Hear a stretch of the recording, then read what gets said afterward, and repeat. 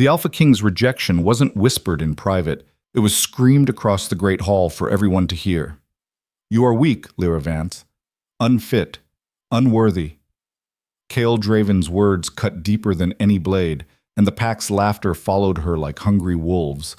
They thought she'd break. They thought she'd disappear. They were wrong. What they didn't know, what even Cale couldn't see, was that the trembling Omega hiding beneath those scars wasn't broken. She was caged. And cages, eventually, shatter. This is her story. Stay until the end, hit that like button, and tell us in the comments what city you're watching from. The grand hall of the Silver Crest Pack smelled like pine smoke and ambition.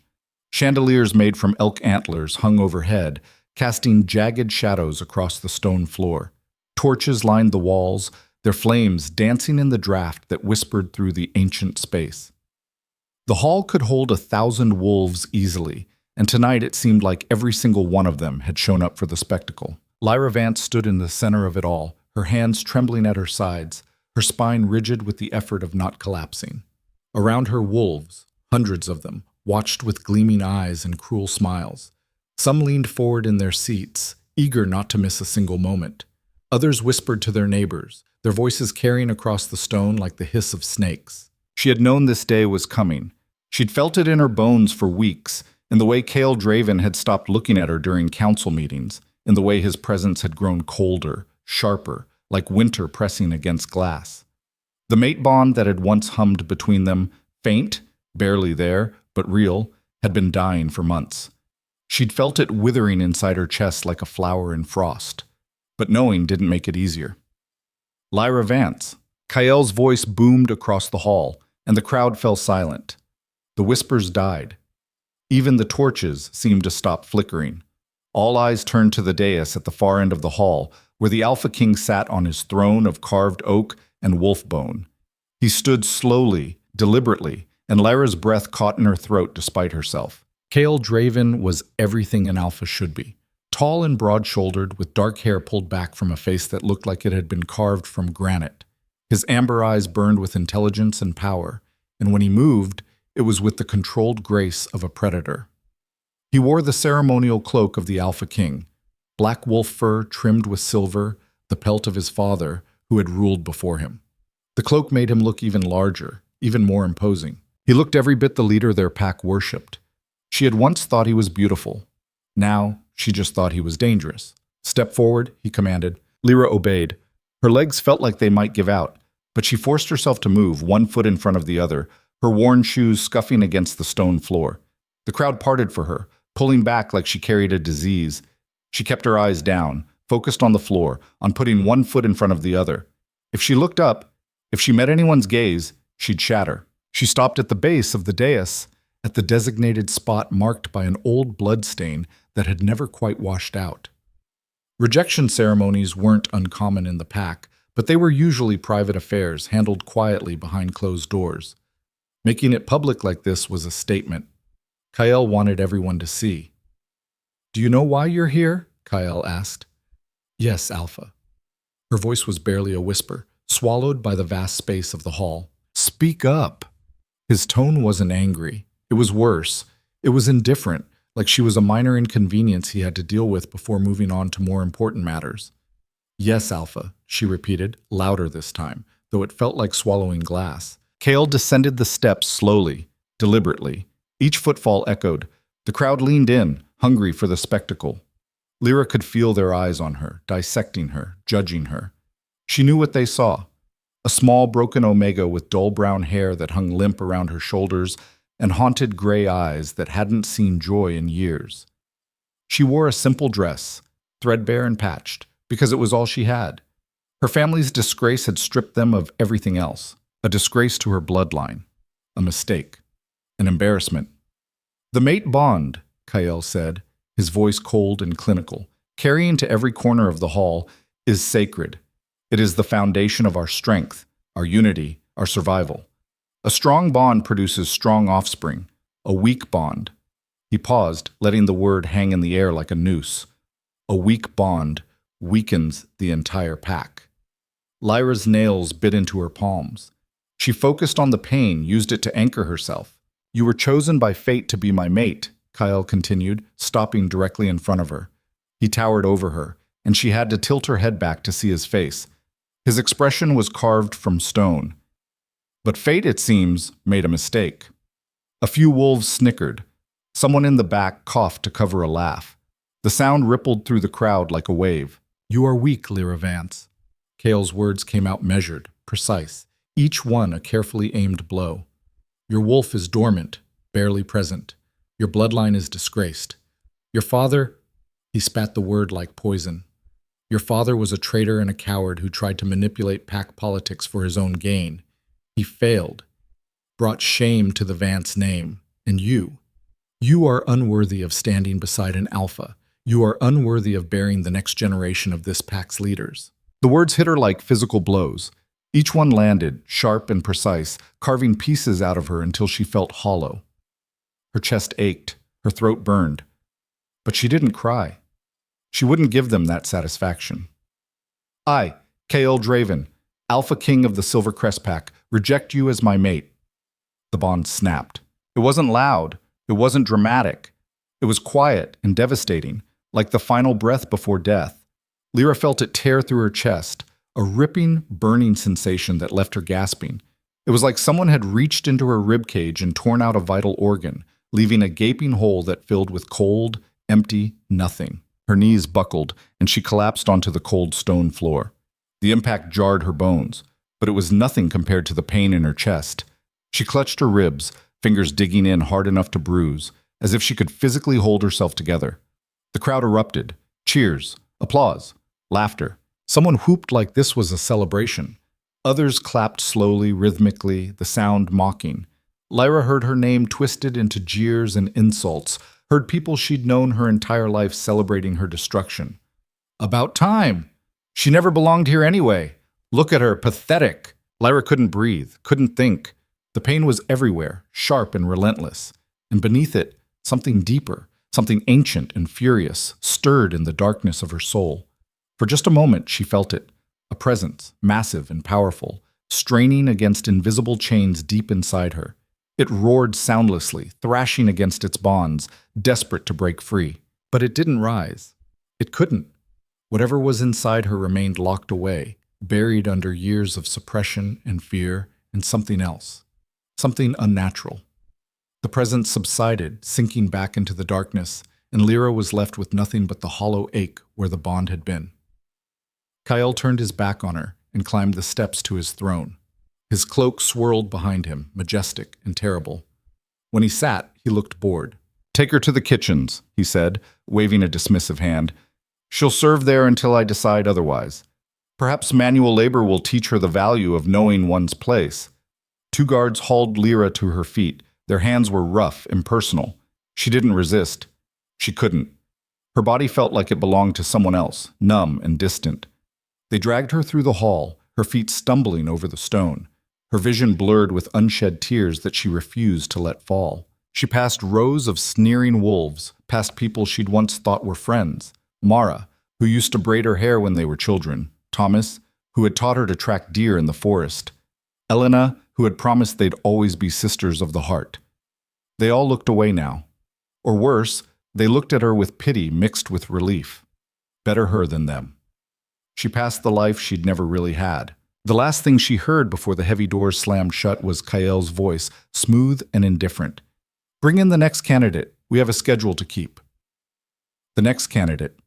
He was already moving on, already looking for her replacement. The rejection had meant nothing to him. She had meant nothing to him. The guards dragged her down into the bowels of the castle. Tum. The kitchens were in the lowest part of the castle, buried deep beneath the grandeur of the upper floors. Where the great hall was all soaring ceilings and polished stone, the kitchens were cramped and dark. The air was thick with grease and smoke, so humid it was hard to breathe. The walls were slick with moisture and years of accumulated grime that no amount of scrubbing could fully remove.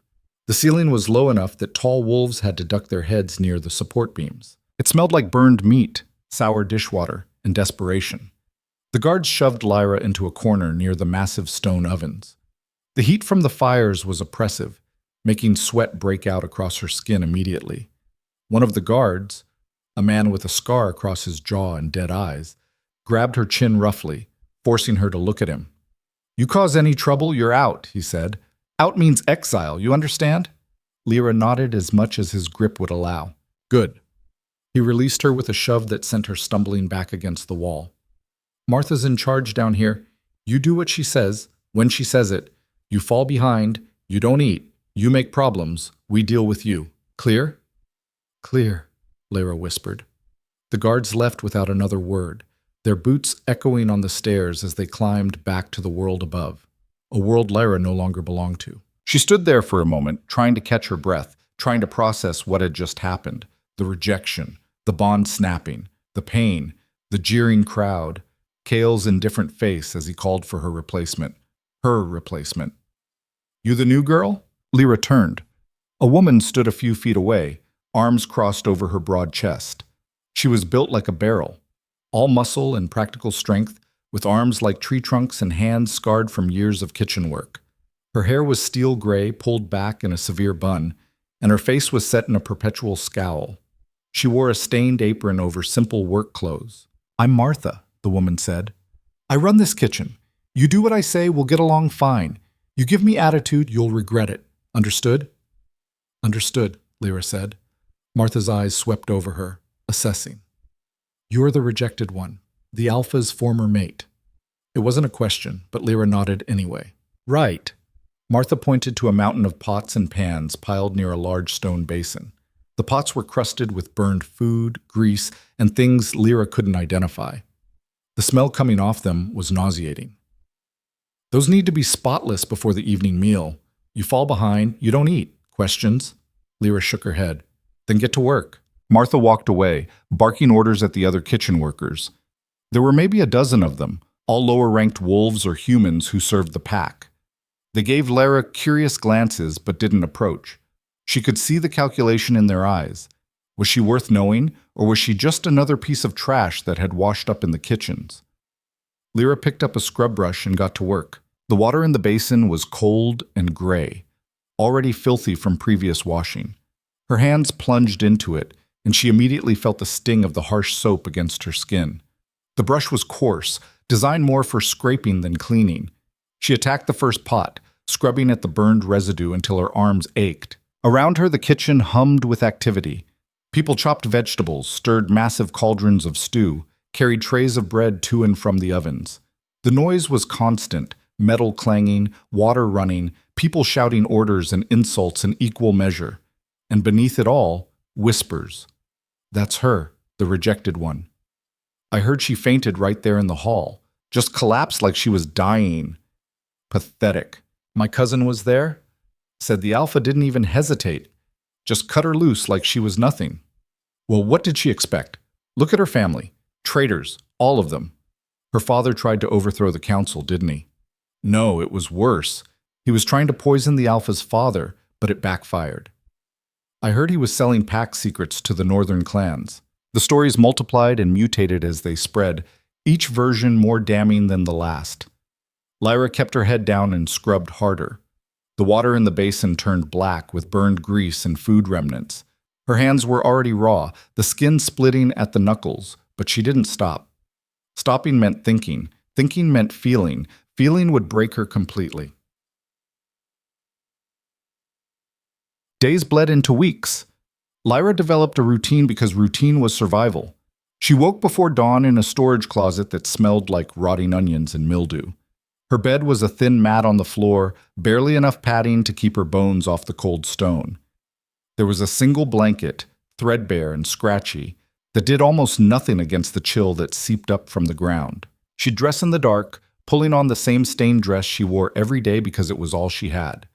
Then she'd make her way to the kitchens, moving through the silent corridors like a ghost. The work was endless, scrubbing pots, peeling vegetables until her fingers cramped, hauling sacks of flour and grain that weighed nearly as much as she did, cleaning the ovens after the fires had died down, scraping out the ash and grease while the heat still radiating from the stones made her dizzy, mopping floors, washing dishes, cutting meat, plucking chickens. Her hands became a map of her new life, calluses on her palms, burns on her fingers, cuts that never quite healed before new ones appeared. Her back ached constantly from the heavy lifting. Her feet hurt from standing on stone all day. She lost weight she couldn't afford to lose, her clothes hanging looser on her frame. The other servants mostly ignored her. There were a few who were actively cruel, knocking into her in the corridors, spilling things near her workspace so she'd have to clean them up, making loud comments about traitors and rejected omegas. But most just pretended she didn't exist. There was one exception. Anna was young, maybe 16, with bright red hair and freckles scattered across her nose. She was human, not a wolf, which made her even lower in the pack hierarchy than Lyra.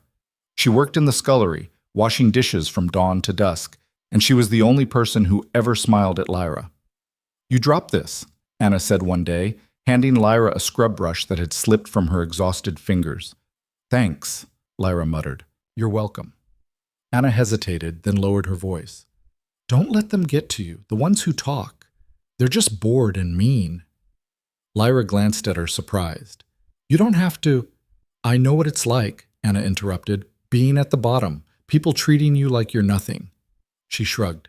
"It's not right, but it's how it is. Just don't let it make you small inside, you know? Don't let them take that from you, too." Before Lyra could respond, Martha shouted for Anna, and the girl hurried away.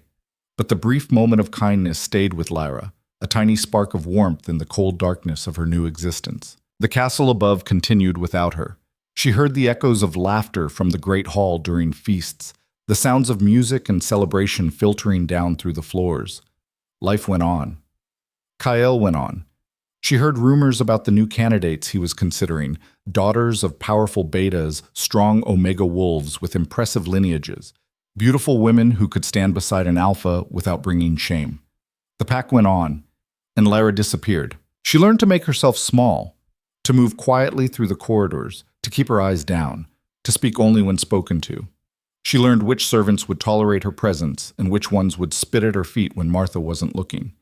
She learned to eat quickly, standing in the corner with her bowl of thin stew and hard bread, because sitting at the communal table meant enduring their stares and whispers.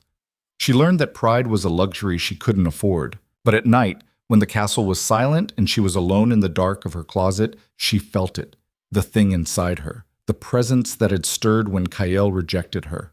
It pulsed beneath her skin like a second heartbeat, restless and hungry. Sometimes it felt like something trying to claw its way out of a cage. Sometimes it felt like a living thing coiled around her bones, squeezing tighter and tighter until she couldn't breathe. It frightened her. She'd been told her entire life that her wolf was weak, dormant, barely there. Her father had said it constantly, his voice dripping with disappointment. The pack healers had examined her when she was 12 and confirmed it. Her wolf was malformed, stunted, unlikely to ever fully emerge. Even Kyle had thrown it in her face during the rejection. But this thing inside her didn't feel weak. It felt wild, powerful, wrong. Sometimes she'd wake in the middle of the night with her hands curled into claws, her nails, longer than they should be, sharper, digging into her palms hard enough to draw blood. Sometimes she'd feel her bones shift, just slightly, just enough to make her gasp and force herself to breathe slowly, deliberately, until the sensation passed and her skeleton settled back into its human shape. Sometimes she'd have flashes of sensory input that made no sense. She'd smell things that were happening 3 floors above, hear conversations from across the castle, see in the darkness of her closet as clearly as if it were daylight. And the dreams. Every night, the dreams. She was always running through the same forest.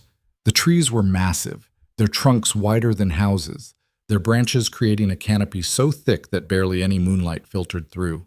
The ground was soft with moss and fallen needles. The air smelled like pine and earth and something else, something electric, like the moment before lightning strikes. Behind her, always behind her, something chased her, something huge and inevitable. She could hear its breathing, feel the impact of its paws hitting the ground, smell the musk of its fur, and the copper tang of blood on its breath. Every night, she ran. And every night, she stopped. She turned to face it, her heart pounding, her hands shaking. And every night, she saw the same thing. A wolf the size of a bear, with silver fur that gleamed like moonlight on water and eyes that burned gold like molten metal. And every night, when it opened its mouth, she heard her own voice come out. Wake up before it's too late. She didn't understand it, didn't know what it meant, but she knew it wasn't just a dream. It was too vivid, too real. It was a warning, or maybe a promise. 3 months after the rejection, on a cold Tuesday morning when frost covered the castle windows and her breath misted in the air, Lyra's father came to see her. She was hauling a sack of flour across the kitchen, her shoulders burning with the effort, when one of the castle guards appeared in the doorway. He was young, barely out of his teens, with nervous eyes and a hand that kept drifting to the sword at his hip like he expected trouble. "You," he said, pointing at Lyra with a finger that shook slightly. "Come with me." Lyra's stomach dropped. She carefully set the flour down, wiping her hands on her stained apron. Around her, the other servants had gone quiet, watching. "Where?" "Don't ask questions. Just move." The other servants exchanged glances. Someone whispered something Lyra couldn't catch. Martha frowned but didn't intervene. Whatever this was, it was above her authority. Lyra followed the guard out of the kitchen and into the labyrinth of lower corridors. Her mind raced.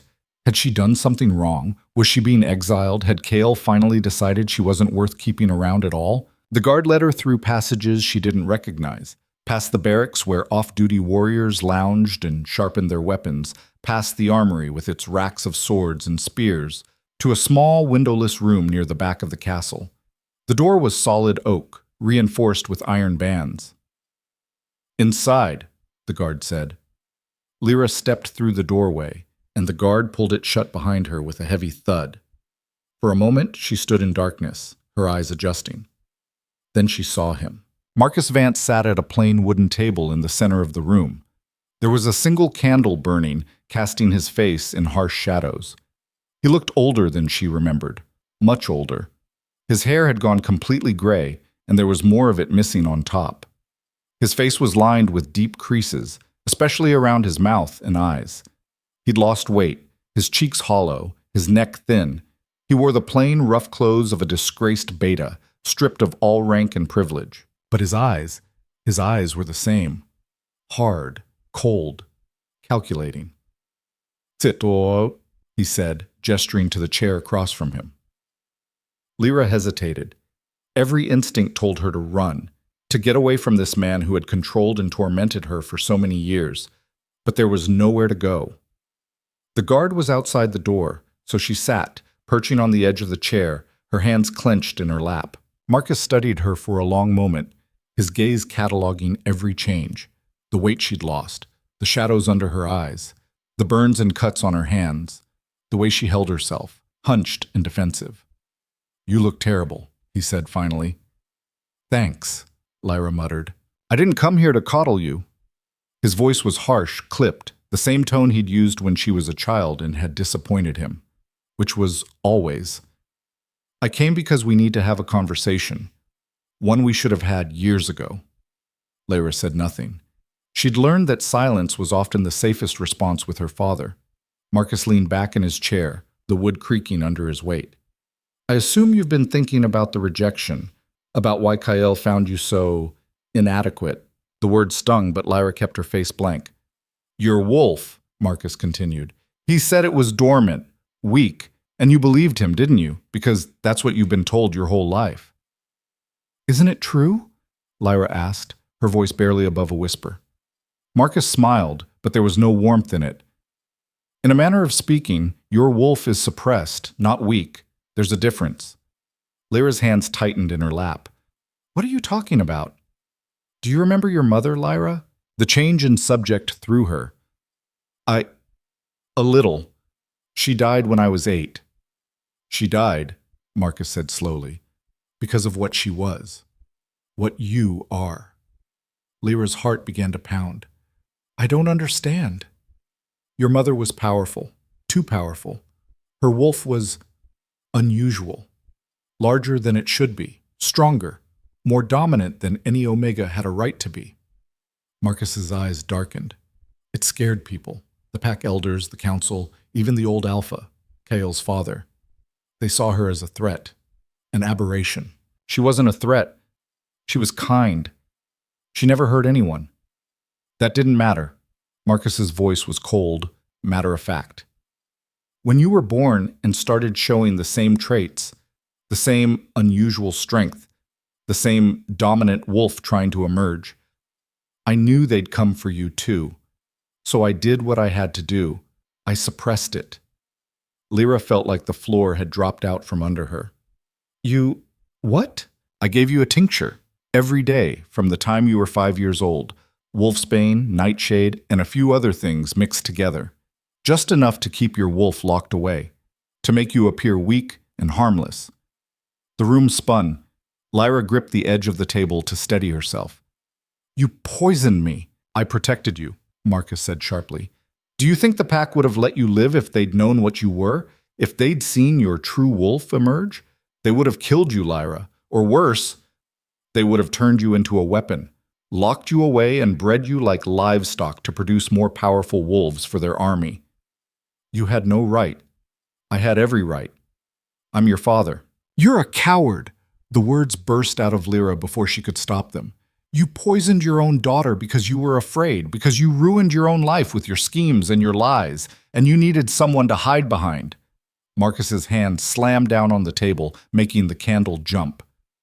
Watch your tongue, girl. Or what? Lyra stood, her chair scraping back.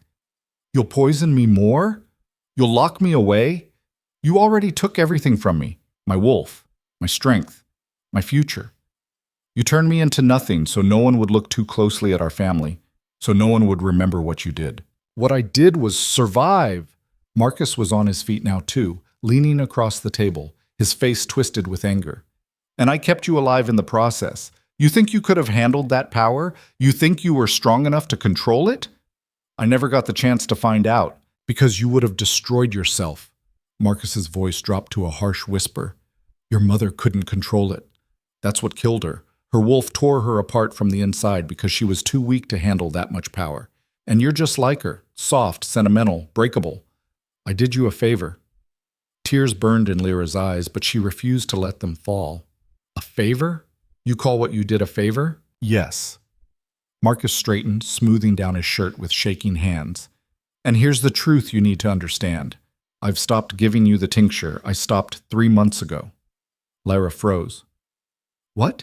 After the rejection, there was no point anymore. You'd already been cast out. No one was watching you. No one cared, so I stopped. He met her eyes, and for the first time she saw something that might have been fear in his gaze. Whatever was locked away inside you is waking up. And when it fully emerges, he shook his head. I hope you're stronger than your mother was. Because if you're not, it will kill you.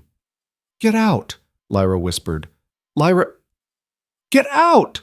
Marcus stared at her for a long moment, then turned and walked to the door. He paused with his hand on the handle. I'm done with you, he said quietly. You're on your own now, girl. You always have been. He left, and the door swung shut behind him with a hollow boom. Lyra stood alone in the candlelit room, her whole body shaking. Her father's words echoed in her mind. Suppressed, not weak. Your mother couldn't control it. It will kill you. She looked down at her hands. They were trembling, but not from fear or cold. Beneath her skin she could feel it, that presence, that power. And now knowing what it was, knowing what had been done to her, she felt it differently. It wasn't trying to hurt her, it was trying to break free. And it was getting stronger every day. That night the dreams changed. Lyra was in the forest again, but this time she wasn't running. She stood in a clearing, moonlight streaming down through a break in the canopy. The silver wolf stood across from her, massive and beautiful and terrible.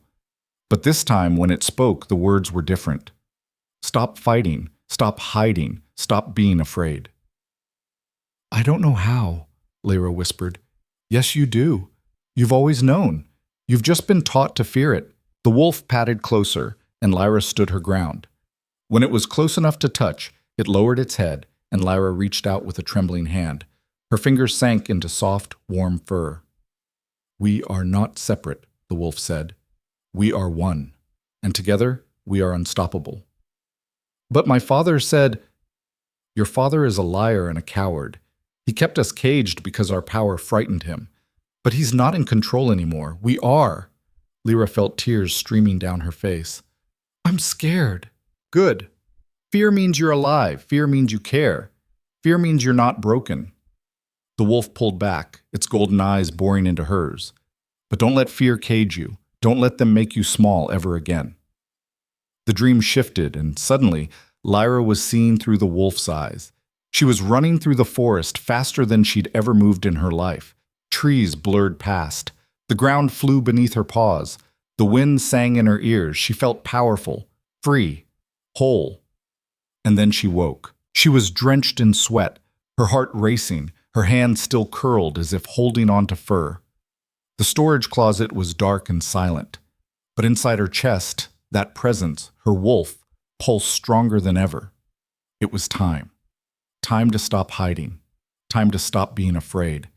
Time to become what she was always meant to be. A week later, the Northern Raiders came. It was late afternoon. Lyra was in the kitchens, kneading dough for the evening meal. Her hands worked mechanically, pressing and folding, pressing and folding. The rhythm was soothing, mindless. Around her, the other servants moved in their usual patterns. Anna washing dishes, Martha shouting at someone about improperly chopped onions, two younger girls arguing over whose turn it was to clean the ovens. Normal. Everything was normal. And then the alarm bells rang. The sound was deafening, echoing through the castle like the end of the world. Lyra's hands froze in the dough. Around her, every servant stopped mid-motion, their faces draining of color. For a heartbeat, no one moved. Then chaos erupted. The kitchen doors burst open. Guards in armor poured into the corridor beyond, their boots thundering against stone. Wolves in human form ran past, some already shifting, their clothes tearing as fur erupted across their skin. The air filled with the sounds of snarls and shouted orders. "Northern Raiders!" someone screamed. "They've breached the border! Everyone inside now!" The kitchen exploded into panic. Servants screamed. Pots clattered to the floor. A young girl started crying. Martha was bellowing orders, trying to maintain control, but her voice was lost in the chaos. Lyra's blood ran cold. The northern packs were savage. They didn't take prisoners. They didn't negotiate. They raided for territory, for resources, for dominance. If they'd breached the Silvercrest border, it meant blood. "Everyone stay inside!" Martha roared, grabbing Anna by the arm as the girl tried to run toward the door. "The warriors will handle this. We stay here, we stay safe, we stay alive." But Lyra couldn't stay. Inside her chest, her wolf roared to life with a force that nearly drove her to her knees. It wasn't fear, it wasn't panic, it was command.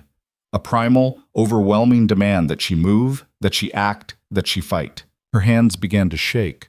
Her vision sharpened until she could see individual motes of dust floating in the air. Her sense of smell exploded. She could identify every person in the kitchen by scent alone, could smell the sweat of fear rolling off them in waves, could smell smoke and blood from somewhere above.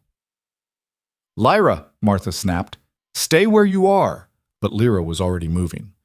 Her body acted on instinct, guided by something deeper than thought. She pushed past Martha, dodged through the panicking servants, and burst into the corridor. Guards rushed past her, not even seeing her. She followed them, her feet carrying her upstairs she'd never climbed before, through hallways reserved for warriors and nobles.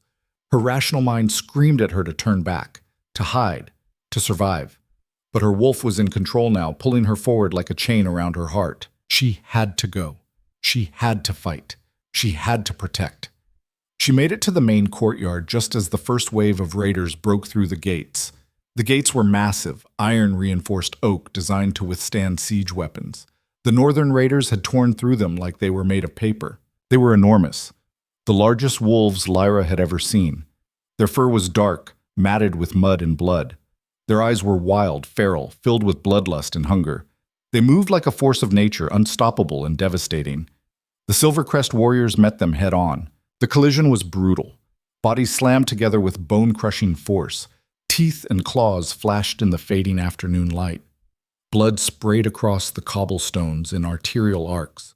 Wolves screamed, sounds of rage and pain that weren't quite animal and weren't quite human. Lyra stood frozen just inside the courtyard entrance, her back pressed against cold stone, watching the carnage unfold. A Silvercrest warrior, someone Lyra recognized from the Great Hall, a young man named Derek, went down under 3 raiders. They tore him apart. Lyra turned away, her stomach heaving. More warriors poured into the courtyard. More raiders followed. The fighting spread, consuming the space, turning the peaceful courtyard into a slaughterhouse. And then Lyra saw him. Kyle. He was in the thick of the fight. his massive black wolf form towering over friend and foe alike. He was magnificent and terrifying, moving with brutal, efficient grace. Every strike was lethal, every movement precise. His jaws clamped around the throat of a raider, shaking once, a sharp, violent snap, before dropping the corpse and moving to the next target. But there were too many of them. Even Kyle, with all his strength and skill, was being overwhelmed. Raiders circled him, darting in to snap and claw before dancing back out of reach. They were pack hunting him, wearing him down. Lyra watched a raider lunge at Kyle from the front, drawing his attention. She saw the trap immediately, saw another raider circling behind, positioning itself for a killing blow to the alpha's exposed back. And Lyra moved. She didn't think, didn't plan. Her body simply launched itself forward, running faster than she'd ever run in her life. The world seemed to slow down. She saw every detail with crystal clarity, the raider's muscles bunching for the leap, Kyle's attention focused elsewhere, the gleam of claws raised to strike. She threw herself between them. The raider's claws caught her across the back, 4 lines of fire that tore through her thin dress and into the flesh beneath. The pain was instant and excruciating. She screamed, falling forward onto the blood-slick cobblestones. The raider loomed over her, pulling back for another strike.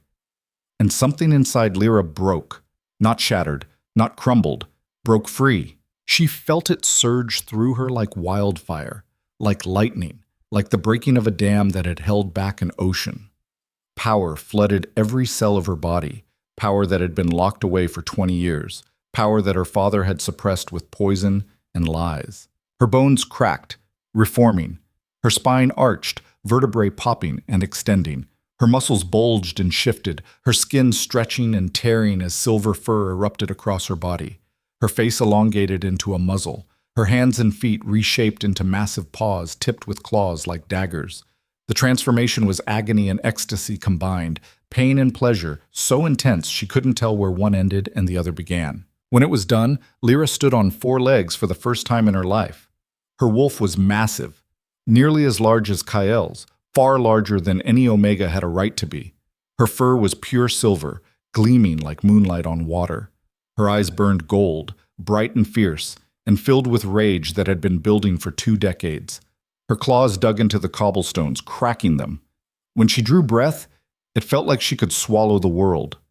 The courtyard went silent. Every wolf, raider and Silvercrest alike, stopped fighting and stared.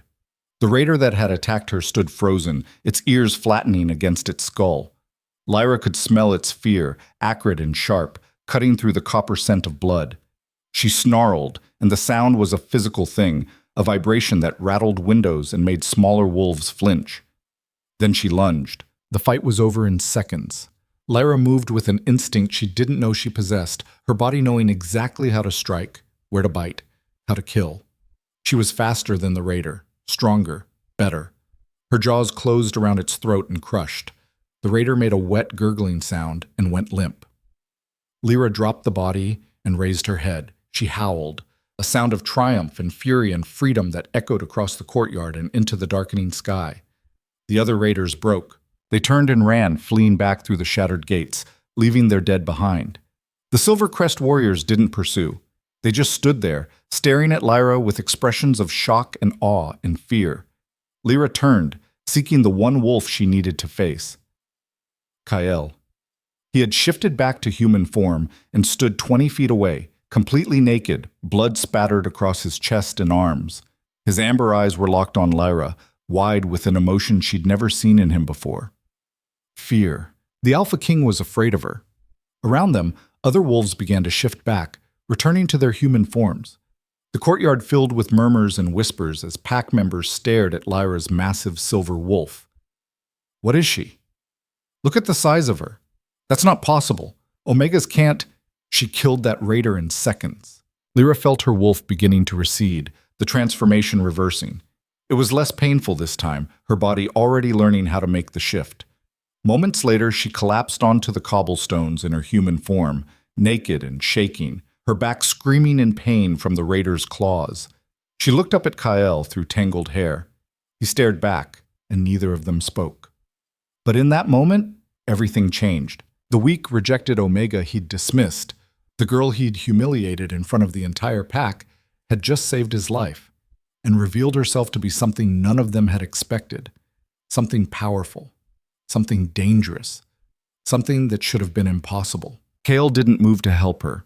He stood there, naked and blood-spattered, his chest still heaving from the battle, while Lyra lay collapsed on the cold cobblestones. The courtyard had gone silent, except for the ragged breathing of wounded wolves and the crackle of fires from the shattered gates. Someone finally threw a cloak over Lyra's bare shoulders.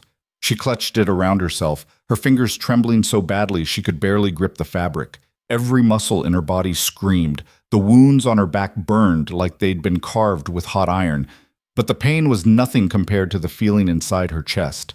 Her wolf was awake. Fully, completely awake. And it was furious at being caged for so long.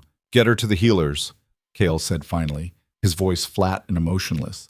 He turned away, dismissing her with the same indifference he'd shown during the rejection. "And someone get me a count of our dead." 2 guards moved toward Lyra, but she pushed herself to her feet before they could touch her. The cloak slipped, and she had to grab it again, clutching it closed with one hand while the other pressed against the wall for balance. "I can walk," she said, her voice hoarse. "You're bleeding all over the courtyard," one of the guards said.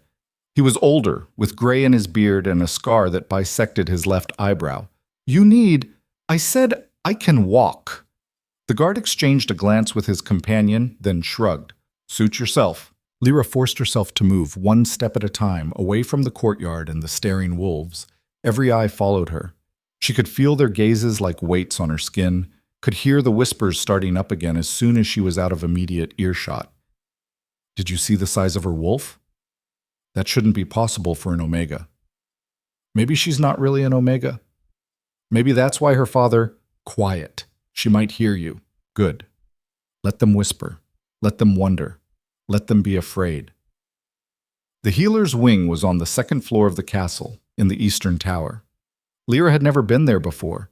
Servants used a different healer, a retired warrior who worked out of a room near the kitchens and dealt mostly with burns and knife cuts from kitchen accidents. But the guard led her straight to the main healing room, a large space with high ceilings and windows that let in the fading evening light. The room smelled like herbs and blood and something sharp that made Lyra's nose itch. A woman looked up from wrapping another warrior's arm. She was middle-aged, with dark hair streaked with silver and keen blue eyes that missed nothing. She wore the simple robes of a pack healer, dyed the traditional green. "Another one?" the healer said, tying off the bandage. "How bad?" "Raider claws," the guard said. "Across her back." The healer's eyebrows rose. "She's the one everyone's talking about? The Omega who—" "Yes?" Lyra interrupted.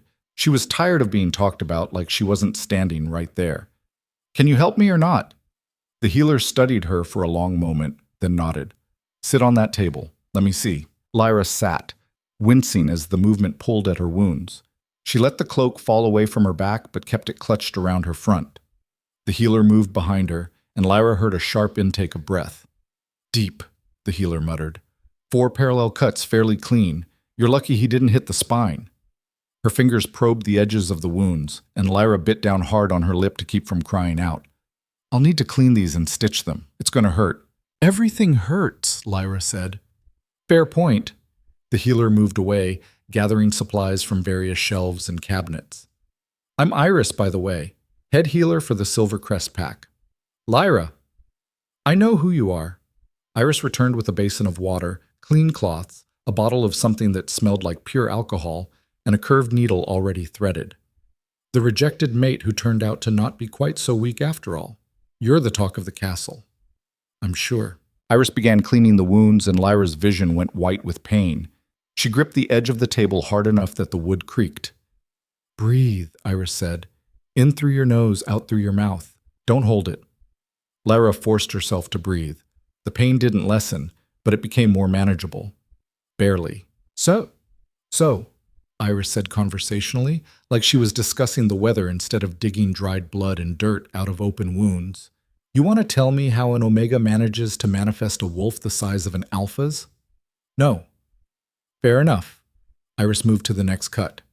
"But people are going to ask. The Alpha especially. He's not going to let this go." Lyra knew that. She'd seen Kael's face in the courtyard, seen the fear and anger and confusion warring in his amber eyes. He'd rejected her because she was weak, and now she'd proven that everything he thought he knew about her was wrong. He was going to want answers, and Lyra wasn't sure she had any to give. "Hold still," Iris said. "I'm starting the stitches." The needle pierced her skin, and Lyra hissed, but she didn't move. She focused on her breathing, on the rhythm of it, on anything except the sensation of thread being pulled through her flesh. "Your wolf," Iris said after a moment. "When did it first emerge? Tonight?" "Yes." "And before tonight? You couldn't shift at all?" "I was told my wolf was dormant, weak." Iris made a non-committal sound. "Someone told you wrong? A dormant wolf doesn't suddenly manifest that strong. There's no switch that gets flipped, which means it was there all along, just suppressed." Lyra said nothing. Her father's words echoed in her mind. "I gave you a tincture. Every day. Wolfsbane, nightshade, and a few other things mixed together." "Wolfsbane," Iris said, like she'd read Lyra's thoughts. "That's the most common suppressant, mixed with other herbs to mask the symptoms and prevent detection. Long-term exposure would keep a wolf locked away almost indefinitely." She tied off one stitch and started another. But if someone stopped administering it, the wolf would start to wake up. Slowly at first, then faster as the poison worked its way out of the system. How long would that take? Depends on how long the person had been taking it and how strong their wolf was to begin with. For a normal wolf, maybe a month. For a strong one? Iris paused. 3 months? Maybe 4? 3 months, the same amount of time since Lyra's father had visited her, since he'd told her he'd stopped the tincture. "Someone poisoned you," Iris said. It wasn't a question. "My father." Iris's hands stilled for just a moment, then resumed their work. "I see. He said he was protecting me, that the pack would have killed me if they'd known what I was." "He might not be wrong about that," Iris said quietly. "The old ways, the laws from before the treaty, they were harsh. Wolves that were too different, too powerful, too unpredictable. They were seen as threats. Some packs killed them outright. Others found ways to use them, to control them." She tied off another stitch. "Your father's methods were cruel, but his fear might have been justified." Lyra didn't know what to say to that. She'd spent the last 3 months hating her father, blaming him for everything wrong in her life. And now Iris was suggesting he might have actually saved her. "That doesn't make it right," Lyra said. "No," Iris agreed. "It doesn't." They fell into silence. Iris finished the stitches, working with practiced efficiency. When she was done, she applied a salve that smelled like mint and something earthy, then wrapped Lyra's entire torso in clean bandages. "There," Iris said, stepping back. "That should hold. The stitches will dissolve on their own in about a week. Keep the bandages clean and dry. Come back in 3 days so I can check for infection." "Thank you." "Don't thank me yet. You're about to have a very difficult conversation." Iris nodded toward the door where Kael stood in the doorway, now dressed in clean clothes, his face set in hard lines. "Out," he said to Iris. The healer gathered her supplies without a word and left, closing the door behind her. Lyra was alone with the Alpha King for the first time since the rejection. Kael crossed the room slowly, his eyes never leaving Lyra's face. He stopped a few feet away, close enough that she could smell him, pine and smoke and the coppery tang of blood. "What are you?" he asked, his voice low and dangerous. "I don't know what you mean." "Don't play stupid." Kael's jaw clenched. "Omegas don't have wolves like that. They don't move like you moved. They don't kill experienced raiders in seconds. So I'll ask again. What are you?" Lyra met his eyes. "I'm exactly what you said I was. Weak, unworthy, unfit to stand beside an alpha." "That's not what I saw tonight." "Then maybe you didn't look hard enough the first time." Kael's hand shot out, gripping her chin and forcing her to keep looking at him. His touch was rough, angry. "You lied to me." "I didn't lie about anything. You assumed, and I let you assume because it was easier than fighting." "Easier than—" Kael released her with a sharp exhale. "You made me look like a fool. You did that yourself when you rejected me in front of the entire pack. I rejected you because you were weak." "I was poisoned," Lyra shouted, the words ripping out of her before she could stop them. From the time I was 5 years old, my father gave me wolfsbane and nightshade and things I can't even name to suppress my wolf, to make me appear weak, to keep me safe from people exactly like you, people who would see what I was and either kill me or use me. Cale stared at her, his expression unreadable. Poisoned. Yes. For how long? 15 years. He stopped 3 months ago, right after you rejected me. Said there was no point anymore since I'd already been cast out. Cale turned away, pacing to the window. He stood there with his back to her, his shoulders tight with tension. Your father is Marcus Vance, the disgraced beta who tried to manipulate the council for his own gain. Yes. He's a liar and a schemer. Yes. And you expect me to believe he poisoned you out of some misguided attempt to protect you? I don't expect you to believe anything, Lyra said. I don't care what you believe. It's the truth. Cale spun back to face her. If what you're saying is true, if you've had this power all along, then everything, the rejection, your assignment to the kitchens, all of it was based on false information. Yes. Do you understand what that means? It means you made a mistake. It means the pack made a decision based on lies. Cale's voice rose. It means I rejected my true mate because someone else interfered with fate. I'm not your mate anymore, Lyra said coldly. You made sure of that when you severed the bond. Bonds can be reestablished. Not this one. Cale crossed the distance between them in 2 strides. He grabbed her shoulders, his fingers digging in hard enough to bruise. Listen to me very carefully. You are powerful, more powerful than any Omega I've ever seen. The pack needs that power. I need that power. We're at war with the northern clans, and if tonight was just the first wave, so that's what this is about. Lyra laughed, bitter and sharp. 3 months ago, I was trash you threw away. Now I'm suddenly valuable because I can fight for you. It's not like that.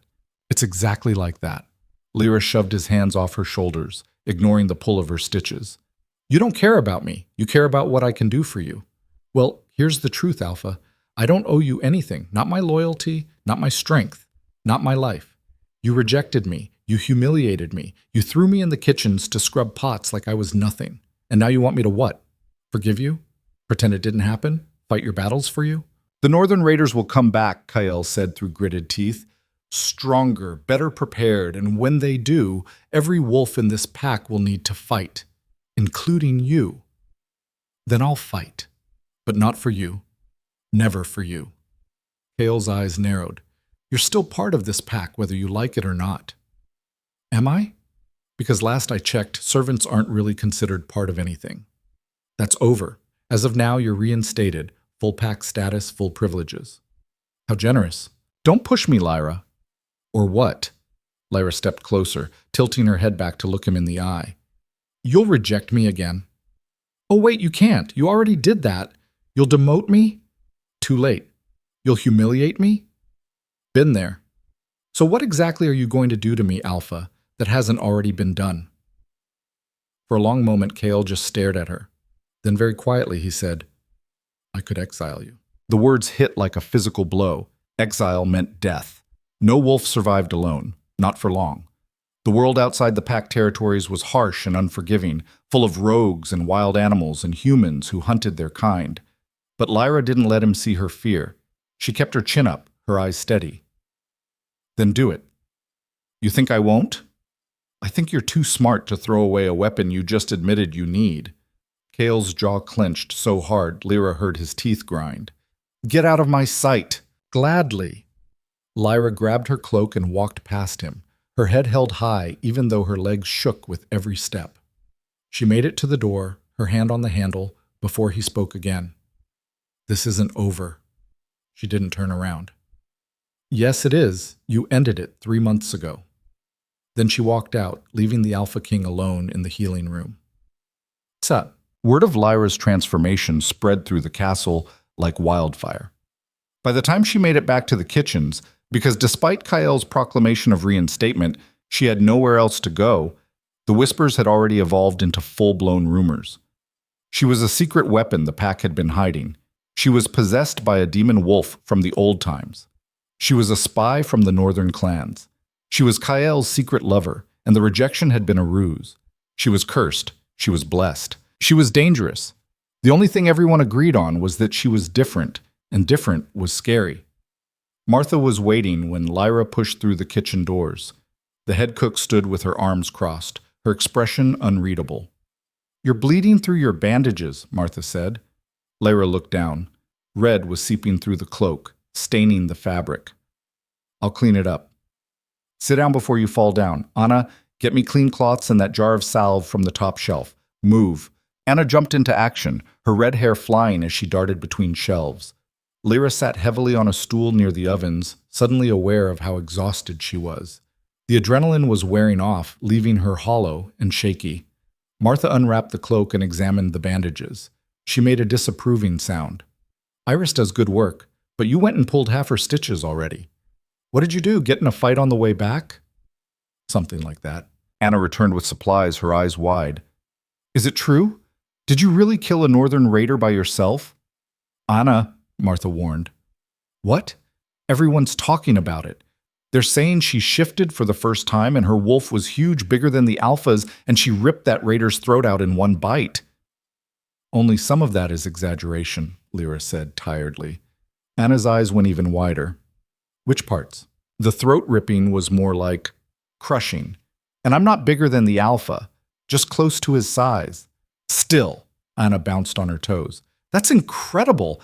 I've never seen an omega wolf that big. How did you—" "Anna, if you don't stop chattering and help me rebandage these wounds, I'm going to have you clean the grease traps for a week," Martha said. Anna immediately fell silent, but her eyes stayed bright with curiosity. She held the bandages while Martha worked, rewrapping Lyra's torso with practiced efficiency. "The alpha reinstated you," Martha said. It wasn't a question. "Yes. So you'll be moving to the upper floors, back to your old quarters." Lyra hadn't thought about that. The idea of returning to the room she'd occupied before the rejection, small but comfortable with an actual bed and a window, felt surreal. 3 months ago, she would have been overjoyed. Now it just felt hollow. "I suppose," she said. Martha tied off the bandages and stepped back. "You don't sound happy about it." "I'm tired." "You're angry." Lyra looked up, meeting Martha's steady gaze. The head cook had never been warm or friendly, but she'd been fair. She'd given Lyra work and shelter when no one else would. She'd protected her, in her own gruff way, from the worst of the servants' cruelty. "Yes," Lyra admitted, "I'm angry." "Good," Martha said. "You should be. What they did to you, what the alpha did to you, it was wrong. Doesn't matter what you are or what you can do. It was wrong." The words, simple and direct, hit harder than any of Kael's speeches. Lyra felt something crack in her chest, felt tears burning behind her eyes, but she blinked them back. She'd cried enough. "Thank you," she said quietly, "for everything. For taking me in. For giving me work. For treating me like a person." Martha waved a dismissive hand. "You worked hard. You earned your place. That's all that matters to me." She paused, then added, "But you don't belong down here anymore. Like it or not, things have changed. You've changed, and you need to figure out what you're going to do about it." Before Lyra could respond, the kitchen doors burst open again. A young warrior stood there, breathing hard like he'd been running. "The Alpha demands your presence in the council chamber," he said, looking at Lyra. "Immediately." "Tell the Alpha I'll come when I'm ready," Lyra said. The warrior's eyes went wide. He said immediately. "I heard you the first time. But I need to change clothes and wash the blood off, unless the Alpha wants me showing up to his council looking like I just fought a war. Which I did, by the way, for his pack, so he can wait 10 minutes. The warrior opened and closed his mouth a few times, clearly not used to anyone talking back about the Alpha's demands. Finally, he nodded shakily. 10 minutes. Not a second more." He left, and Anna giggled. "You just made that warrior piss himself a little." "Anna!" Martha snapped, but there was the ghost of a smile on her face. "Go find Lyra some decent clothes. Something that doesn't have bloodstains or holes. On it!" Anna darted off toward the storage rooms where clean servant uniforms were kept. Lyra stood slowly, testing her balance. Everything hurt, but it was manageable. She'd learned to function through pain over the last 3 months. "Lyra," Martha said, her voice softer than usual, "whatever happens up there, remember this. You don't owe them anything. Not your forgiveness, not your loyalty, not your power. You decide what you give and to whom. Don't let them take that choice from you. Lyra nodded, not trusting her voice. Anna returned with clothes, a simple dress in dark blue, clean and whole. Lyra changed quickly, wincing as she raised her arms over her head. She washed her face and hands in the basin, scrubbing away the dried blood and grime. When she looked at her reflection in the small, cracked mirror near the washstands, she barely recognized herself. Her eyes looked different, harder, older. She looked like someone who had survived. The council chamber was on the 3rd floor, in the west wing of the castle. Lyra had only been there once before, during a formal ceremony when she'd first been presented as Kael's potential mate. The memory felt like it belonged to someone else. 2 guards stood outside the heavy oak doors. They stepped aside when she approached, their expressions carefully neutral. One of them pulled the door open, and Lyra walked through. The chamber was circular, with a high domed ceiling painted with scenes from pack history. A round table dominated the center of the room, large enough to seat 20. Only 6 chairs were occupied. Kael sat at the head, his face expressionless. To his right was his beta, a massive man named Garrett, with a shaved head and a network of scars across his arms. To his left sat Elena, the pack's chief strategist and Kael's cousin. She was beautiful in a sharp, dangerous way, with pale blonde hair and ice-blue eyes. The other 3 were council members Lyra recognized but had never spoken to.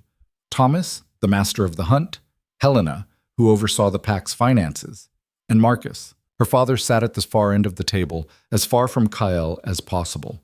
When Lyra entered, his eyes met hers briefly before he looked away. "Sit," Kael said, gesturing to an empty chair near the middle of the table. Lyra sat, ignoring the way every eye in the room tracked her movement. "I've called this emergency council session to discuss tonight's raid," Kael began, "and to address the emergence of a previously unknown asset. Asset, not person, not pack member, asset.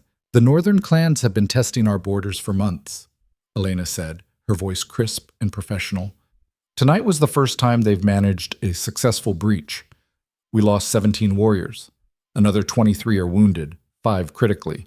They killed a dozen raiders, but at least twice that many escaped." "They were coordinated," Garrett added. "Not a random raid. They knew where to hit and when. We have a leak." The room erupted in muttered conversations. Kael raised a hand, and silence fell immediately. "We'll deal with the leaks separately," he said.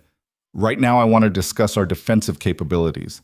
Specifically, wolves who are capable of frontline combat." His eyes fixed on Lyra. "Stand up." Lyra didn't move. "Why?" "Because I'm ordering you to." "Give me a reason." Kael's expression darkened. "You want a reason? Fine. The council needs to see what you're capable of. They need to understand what kind of wolf you are. They saw what I'm capable of in the courtyard. They saw you kill one raider. I need them to see more. I'm not a show animal you can parade around. You're a member of this pack, and you'll do as you're told." "I'm a member you rejected and threw in the kitchens." Lyra shot to her feet, her chair scraping back. "I'm a member you treated like garbage for 3 months. So, no, Alpha, I don't think I'll do as I'm told, not anymore." The room went dead silent. Even Elena looked shocked. Marcus cleared his throat. "Perhaps if we explained the situation calmly—" "Stay out of this," Lyra snapped at her father. "You've done enough damage." "Lyra, you poisoned me for 15 years. 15 years. You kept my wolf locked away, made me weak, made me vulnerable, and then you sat back and watched while I was humiliated and rejected because of it. So no, Father, you don't get to speak. You don't get to explain. You don't get anything from me ever again." Marcus's face went pale. "I was trying to protect you. You were trying to protect yourself. You ruined your own life with your schemes, and you used me as a shield to keep the pack from looking too closely at our family. That's not enough!" Kael's voice boomed through the chamber. "Both of you, sit down and shut up, or I'll have you dragged out." Lyra sat, but only because her legs were shaking. Marcus sank back into his chair, his hands trembling. Kael took a long breath, visibly forcing himself to calm down. "Here's what we know. The northern clans are preparing for something big. This raid was a test, nothing more. They wanted to see our response time, our defensive capabilities, our weak points, which means they're planning a full-scale invasion. How long do we have? Thomas asked. Days. Maybe a week. Elena spread several papers across the table. Maps, reports, intelligence gathered from border patrols. They've been gathering forces for months. 3 separate clans have united, which is unprecedented. Together, they outnumber us 2-1. We need allies, Helena said. The Eastern Pacts? Maybe the River Clans? Won't help us, Garrett cut in. They've made that clear. This is our fight alone. Then we fortify, Thomas suggested. Pull back to the inner territories, defend the castle, and abandon half our lands? Our people? Cale shook his head. No. We fight. We hold the line. And we win. With what? Elena demanded. We're outnumbered, outmaneuvered, and we just lost 17 warriors. We can't win a straight fight. Which is why we need every advantage we can get. Cale looked directly at Lyra. Including her. One wolf won't change the tide of a war, Helena said skeptically.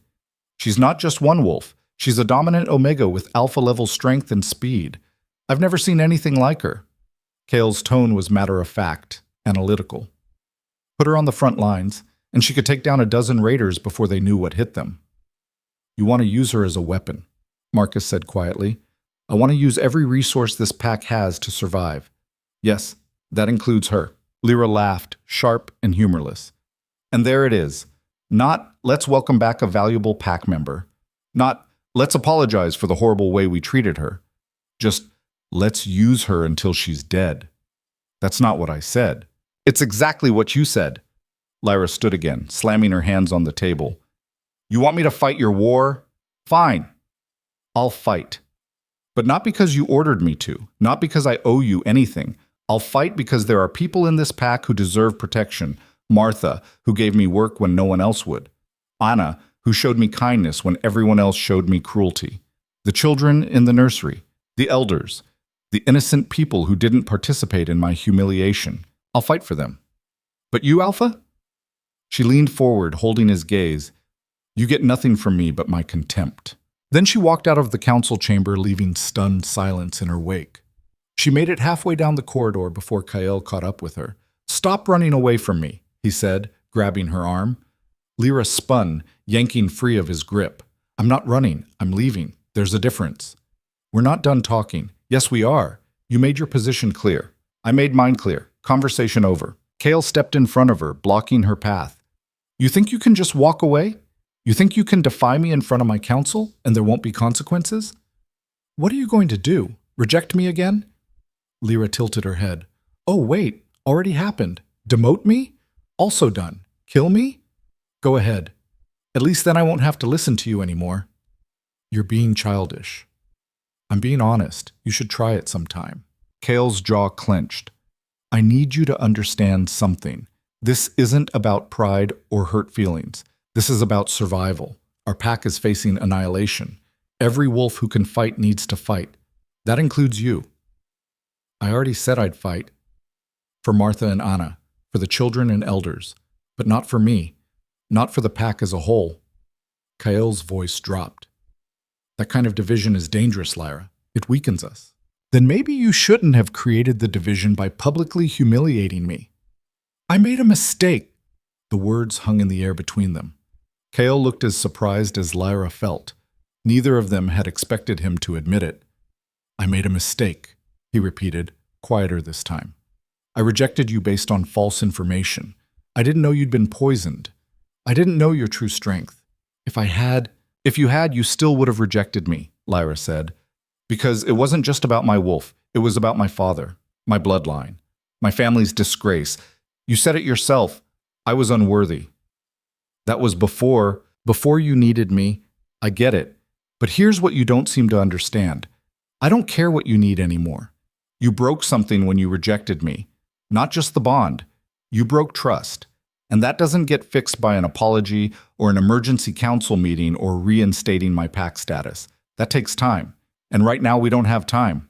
Footsteps echoed down the corridor. Elena appeared, her ice blue eyes moving between Kyle and Lyra. The Northern Border Scouts are back. You need to see this. Kyle held Lyra's gaze for a moment longer, then turned to Elena. How bad? See for yourself.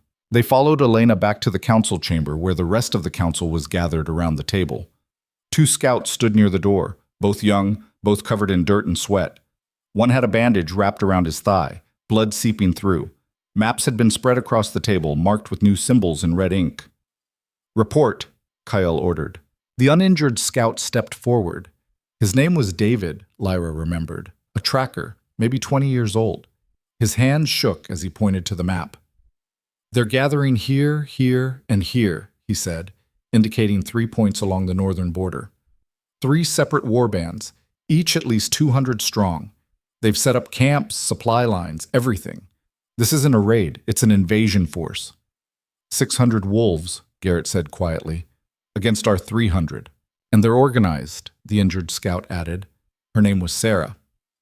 They've got commanders, strategies, siege equipment. They're planning to hit us from 3 directions simultaneously. Elena traced the routes on the map. They'll strike at dawn, split our forces, breach the walls in at least 2 places, maybe all 3. Once they're inside the territory, they'll burn everything. Standard northern tactics. When? Kyle asked.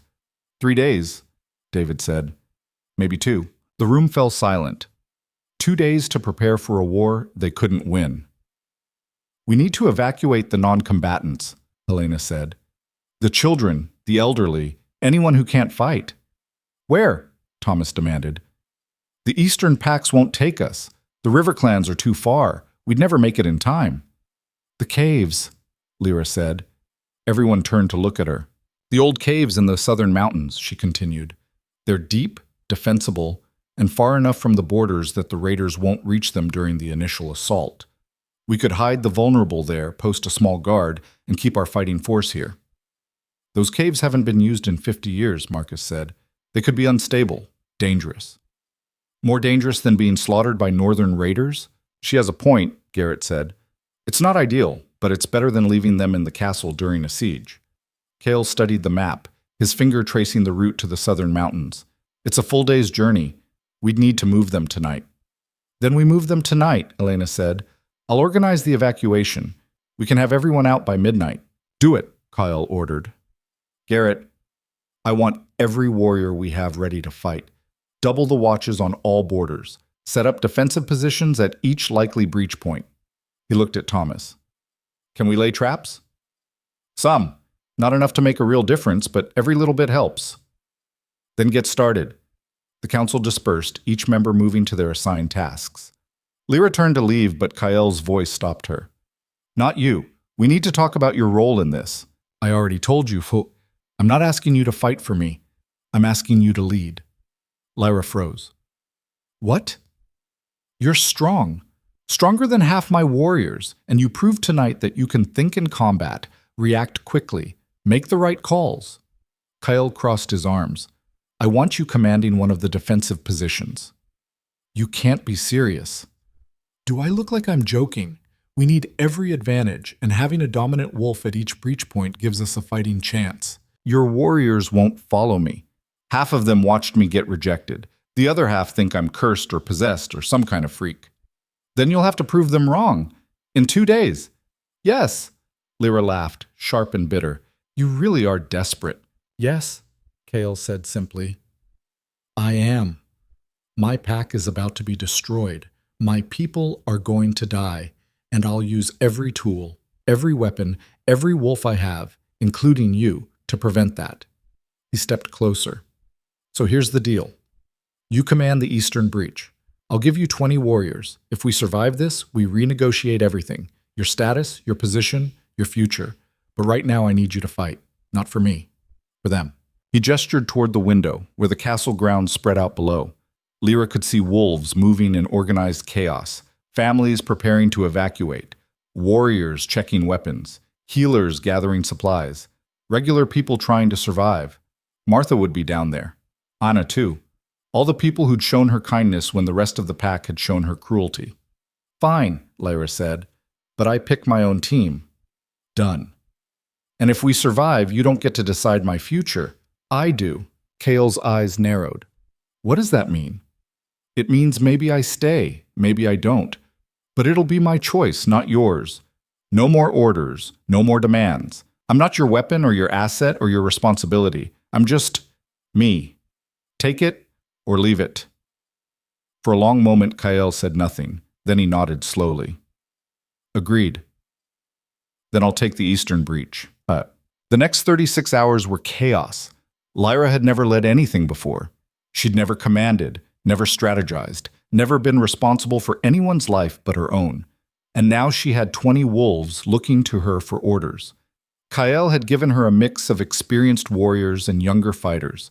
Some she recognized from the Great Hall, from the kitchens, from various parts of castle life.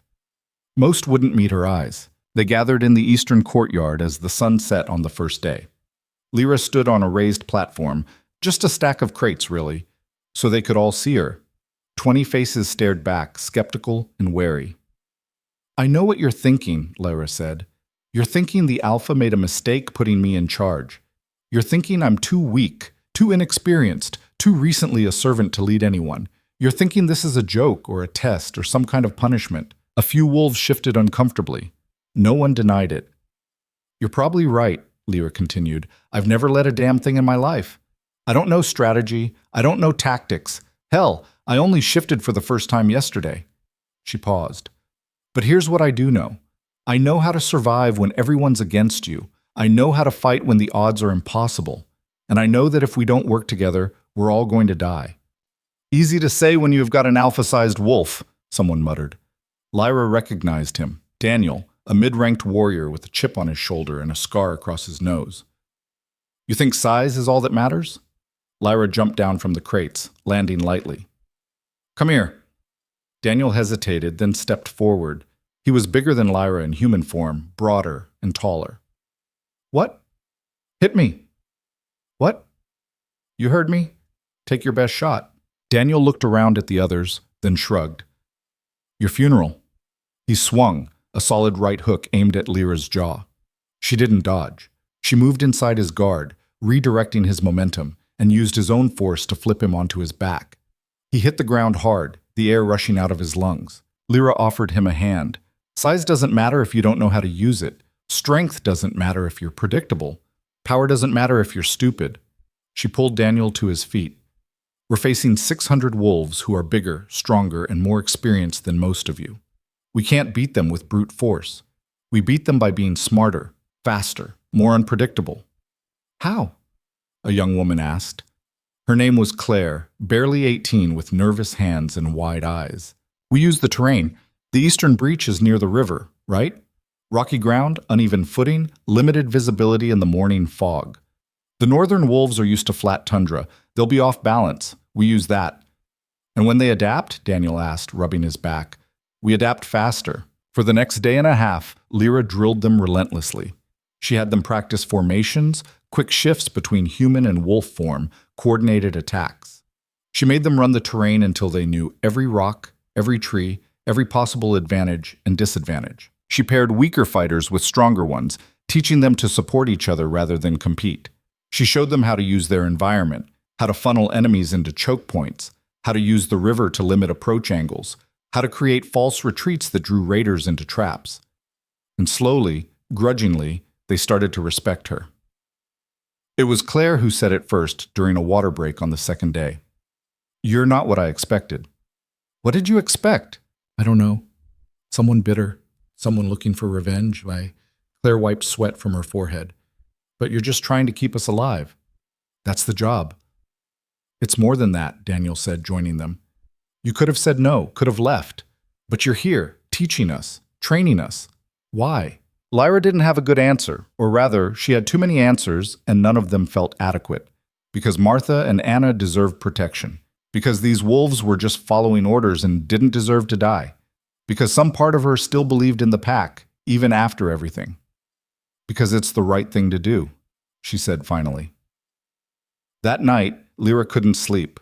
Her body was exhausted, her muscles screaming from 2 days of non-stop training, but her mind wouldn't quiet. She slipped out of the warriors' barracks. She'd been given a room there, small but private, and walked through the castle. The halls were eerily quiet. Most of the non-combatants had been evacuated. Only fighters remained, along with a skeleton crew of essential personnel. She found herself in the kitchens. The fires were banked, the space dark and cold. It felt abandoned, nothing like the chaotic warmth she'd known for 3 months. Couldn't sleep either? Lyra spun. Anna sat in the corner near the ovens, wrapped in a blanket, her red hair pulled back in a messy braid. "What are you doing here?" Lyra asked. "I thought you evacuated with the others." "I'm 17, old enough to fight if I want to." Anna's chin came up defiantly. "Martha left. She had to guide the little ones to the caves, but I stayed." "Anna, don't tell me I can't. I've been practicing with a bow. I'm not great, but I can hit a target from 30 yards. That's got to be useful for something, right?" Lyra crossed the kitchen and sat beside her. "You should be safe. You should be—" "Where? Hiding in a cave while everyone I care about fights and dies? No thanks." Anna's voice cracked. "You stayed. You're fighting. Why can't I?" "Because I'm—" Lyra stopped. What was she going to say? Because I'm stronger? Because I can survive? Because my life matters less than yours?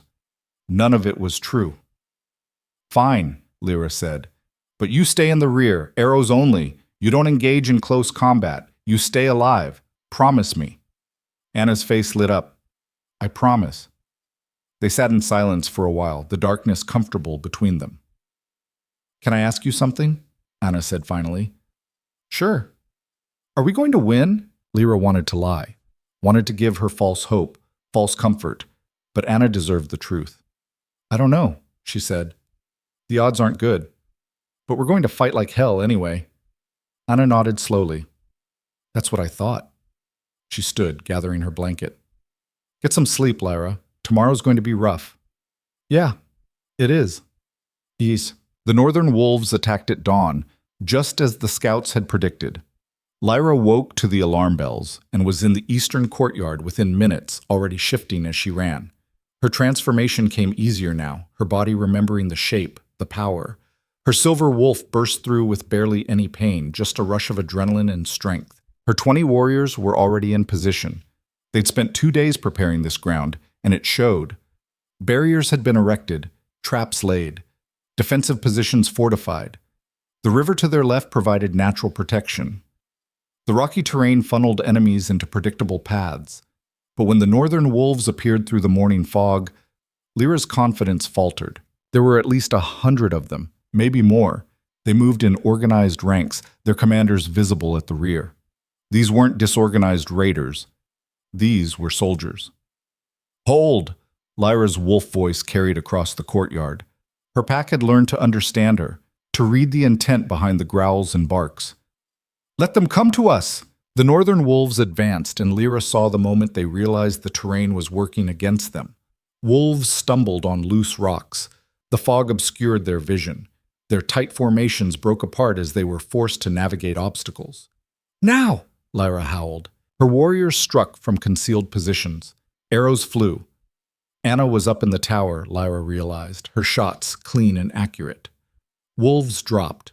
The Northerners tried to regroup, but Lyra's team kept them off balance, hitting and retreating, never staying in one place long enough to be pinned down. It worked for the first wave. The second wave adapted.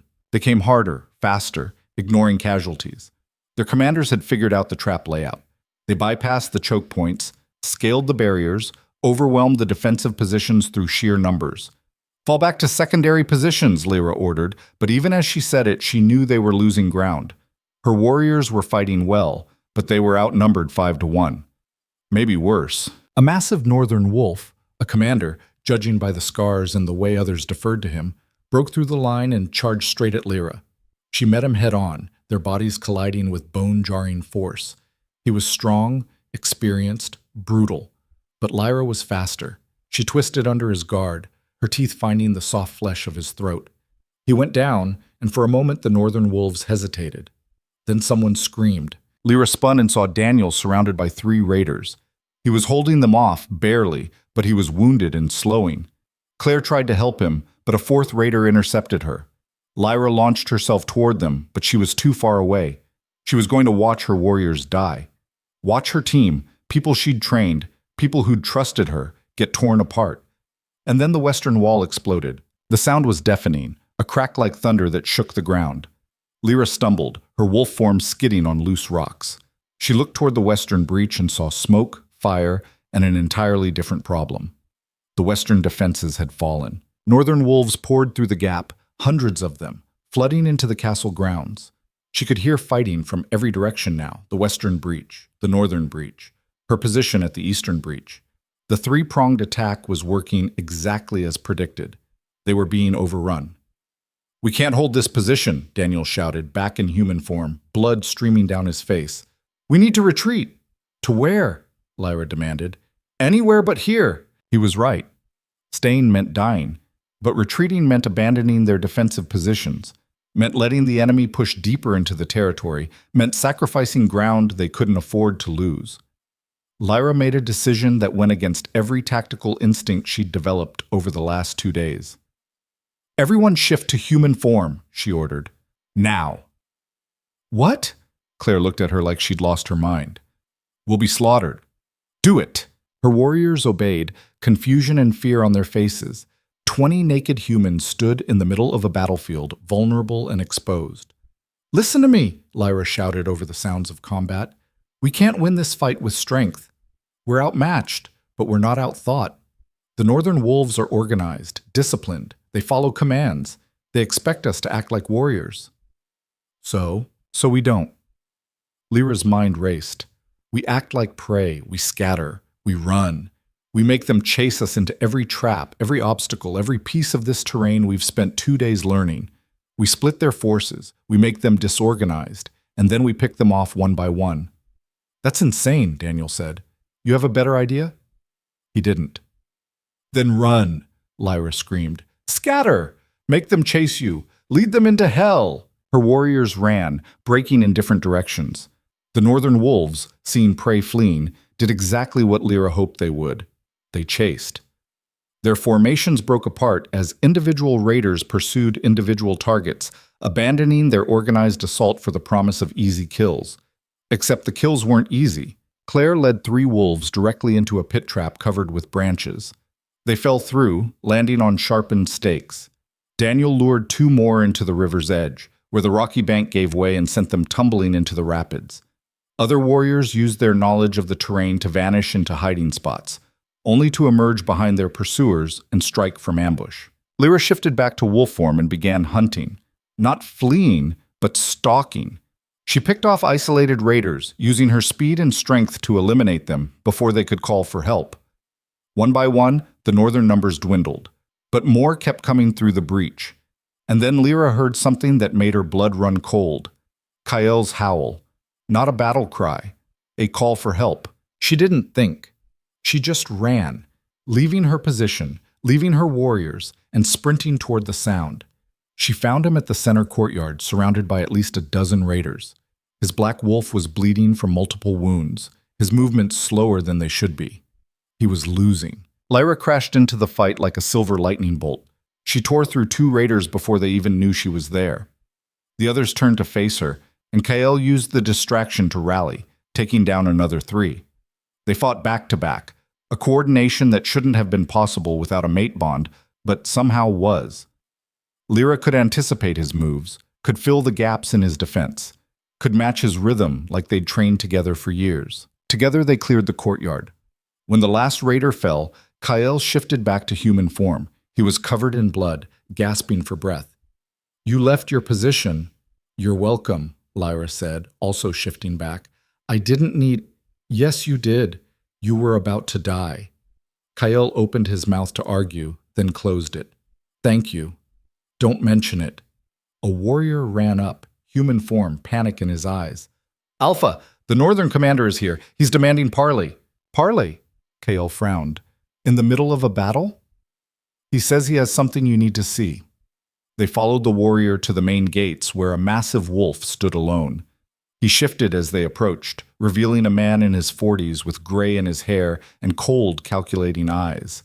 Behind him, visible in the distance, his army waited.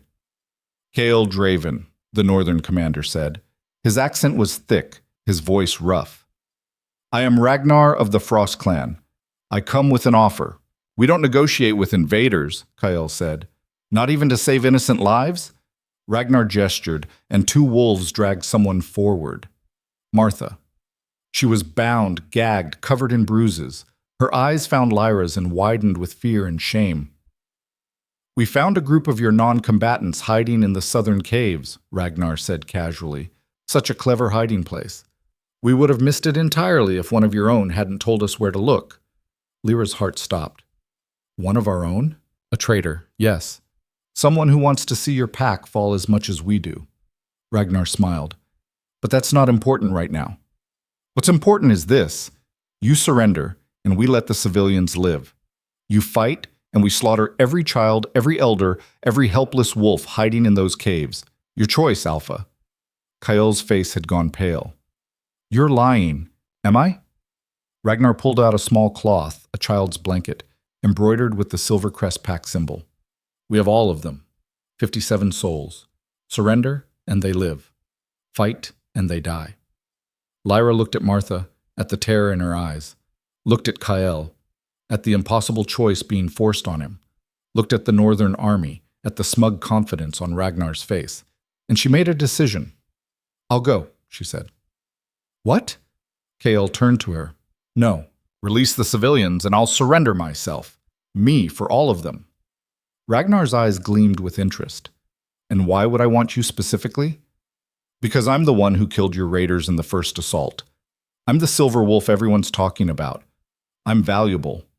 Lyra stepped forward. "Let them go, and I'm yours." "Lyra, don't." Kael grabbed her arm. She shook him off. "This is my choice, not yours. If you do this, you're dead. You know that, right? They'll kill you, or worse. Maybe, but 57 people will live." Lyra met his eyes. "That's worth it." Ragnar considered, then nodded slowly. "Agreed. You for them. But there's one condition." "What?" "You fight me, right here, right now, one-on-one. You win, everyone goes free, your people and you. I win, you surrender, and your pack stands down. No more fighting." It was a trap. Lyra knew it was a trap. Ragnar was an experienced warrior, a clan commander, someone who'd killed more wolves than Lyra had even met. She'd shifted for the first time 3 days ago. She had no chance, but she also had no choice. "Deal," she said. "Lyra," Kael's voice was desperate now.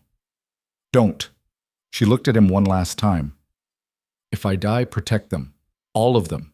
That's all I ask." Then she walked forward to face Ragnar, knowing she was probably walking to her death. The space between Lyra and Ragnar felt like it stretched for miles, even though it was only 20 feet of blood-soaked courtyard. Every wolf on both sides had stopped fighting. The Silvercrest warriors stood frozen, watching their strongest asset walk toward what looked like certain death. The northern raiders formed a loose circle, hungry for entertainment. Ragnar smiled, showing teeth that had been filed to points. "I'll even let you shift first. Professional courtesy." Lyra didn't waste breath responding. She let the shift take her, felt her bones crack and reform, felt the silver fur erupt across her skin. The transformation still hurt, but it was faster now, more controlled. Her wolf rose with a snarl that echoed off the castle walls. Ragnar shifted too. His wolf was enormous, easily larger than Kael's, with dark gray fur and scars that told stories of 100 battles survived. His eyes were yellow, cold, and calculating. This wasn't his first time killing someone in single combat. They circled each other slowly. Lyra's mind raced, trying to find an advantage, any advantage. She was faster, maybe. Younger. But Ragnar had experience, skill, and the confidence of someone who'd never lost a fight like this. The first strike came without warning. Ragnar lunged, impossibly fast for his size, his jaws snapping at Lyra's throat. She barely dodged, feeling his teeth scrape her shoulder. Blood welled up, hot and painful. She countered with her claws, aiming for his exposed flank. He twisted away, and her strike glanced off instead of connecting solidly. They separated, circling again. "You're quick," Ragnar's wolf voice rumbled, "but speed only delays the inevitable." He attacked again, a barrage of strikes that pushed Lyra back across the courtyard. She blocked what she could, dodged what she couldn't, but each exchange left her with new wounds. A torn ear, gashes across her ribs, a deep bite on her hind leg that made her limp. The northern wolves cheered. The Silver Crest warriors watched in horrified silence. Lyra's vision started to blur. She was losing too much blood. Her movements were slowing.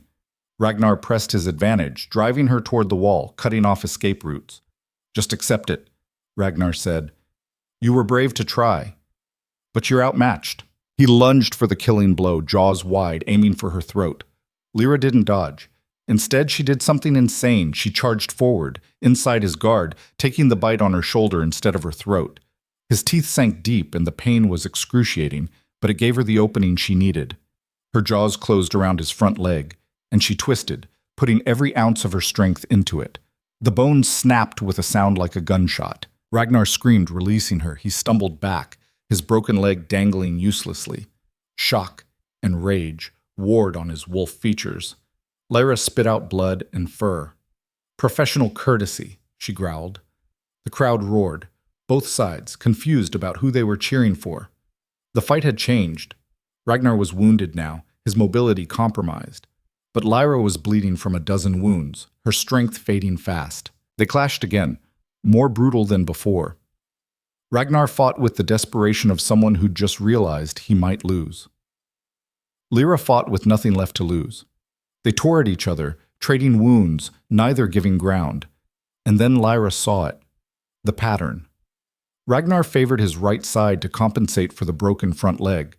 Every third strike came from the same angle. He was predictable because he had to be, because his injury limited his options. She waited for the opening. When it came, she took it. Lyra ducked under his guard, ignoring the claws that raked her back and locked her jaws around his throat. Not to crush, not yet, just to hold. Ragnar went very still. "Yield," Lyra's voice came out muffled by fur and flesh. "Or I end this." For a long moment, nothing happened. The world held its breath. Then Ragnar shifted back to human form, forcing Lyra to release him or risk killing a human in wolf form, a serious breach of pack law. He collapsed onto his knees, one hand clutching his broken arm, the other pressed against the puncture wounds on his throat. "I yield," he said, the words thick with shame and fury. The courtyard erupted in chaos. The northern raiders stood frozen, unable to process what they'd just witnessed. Their commander had lost. Their invasion had failed. Lyra shifted back to human form and immediately collapsed. The wounds were too much, the blood loss too severe. She heard voices shouting, felt hands lifting her, but everything was fading to gray. The last thing she saw before darkness took her was Kael's face, his amber eyes wide with something that looked like fear. When Lyra woke, she was in the healing room. Iris stood over her, wrapping fresh bandages around her torso. Every inch of Lyra's body screamed with pain. "Welcome back," Iris said. "You've been out for 18 hours. Lyra tried to speak, but her throat was too dry. Iris held a cup of water to her lips, helping her drink. "The civilians?" Lyra managed. "Safe. All of them." Ragnar kept his word. He ordered his raiders to release them and withdraw. "The northern clans are pulling back to their territories." Iris finished with the bandages and sat down heavily in a chair. "You won. Against all odds, you actually won." Relief flooded through Lyra, so intense it brought tears to her eyes. Martha was safe. The children were safe. The pack had survived. "How bad?" she asked, gesturing to her wounds. "Bad enough that you should be dead. You lost nearly half your blood, multiple fractures, deep tissue damage, infection in at least 3 of the major wounds." Iris shook her head. "But you're healing faster than you should. Your wolf is strong, stronger than I've ever seen." The door opened and Kael walked in. He looked exhausted, with dark circles under his eyes and tension in every line of his body. When he saw Lyra was awake, something in his expression softened. "I'll give you two some privacy," Iris said, standing. "But Lyra, you need rest. Lots of it. Don't push yourself." She left, and Kael took the chair she'd vacated. For a long moment, neither of them spoke. "You're an idiot," Kael said finally.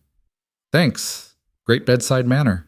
You could have died. You probably should have died. That was the most reckless, stupid, insane thing I've ever witnessed. And it worked." "That doesn't make it less stupid." Kael ran a hand through his hair, frustration evident. "You had no plan. No backup. You just Walked into a fight you couldn't win and somehow won anyway. I had a plan. It just involved a lot of bleeding and hoping. Kyle laughed despite himself, a short, sharp sound. You're impossible. So I've been told. The humor faded. Kyle leaned forward, his elbows on his knees, his hands clasped together. The pack is calling you a hero. They're saying you saved us all, that you're the strongest Omega in living memory, that you're blessed by the moon herself. I'm none of those things. I just did what needed to be done. That's what makes it matter. Kyle met her eyes. You didn't fight for glory or recognition. You fought because people needed protection, because it was right.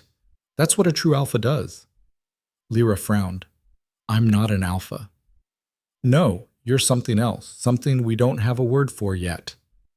Kale paused. The council wants to make you a permanent commander, give you your own unit, your own authority. Elena's already drawing up the proposals. I don't want authority. I know. But you've got it anyway, whether you want it or not. Those 20 warriors you trained? They're loyal to you now. They'd follow you into hell and back.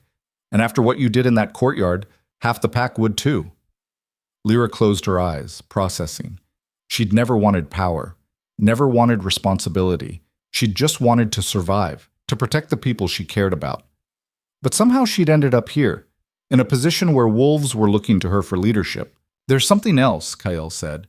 We found the traitor, the one who told the northern clans about the caves. Lyra's eyes snapped open. Who? Your father. The words hit like a punch to the gut.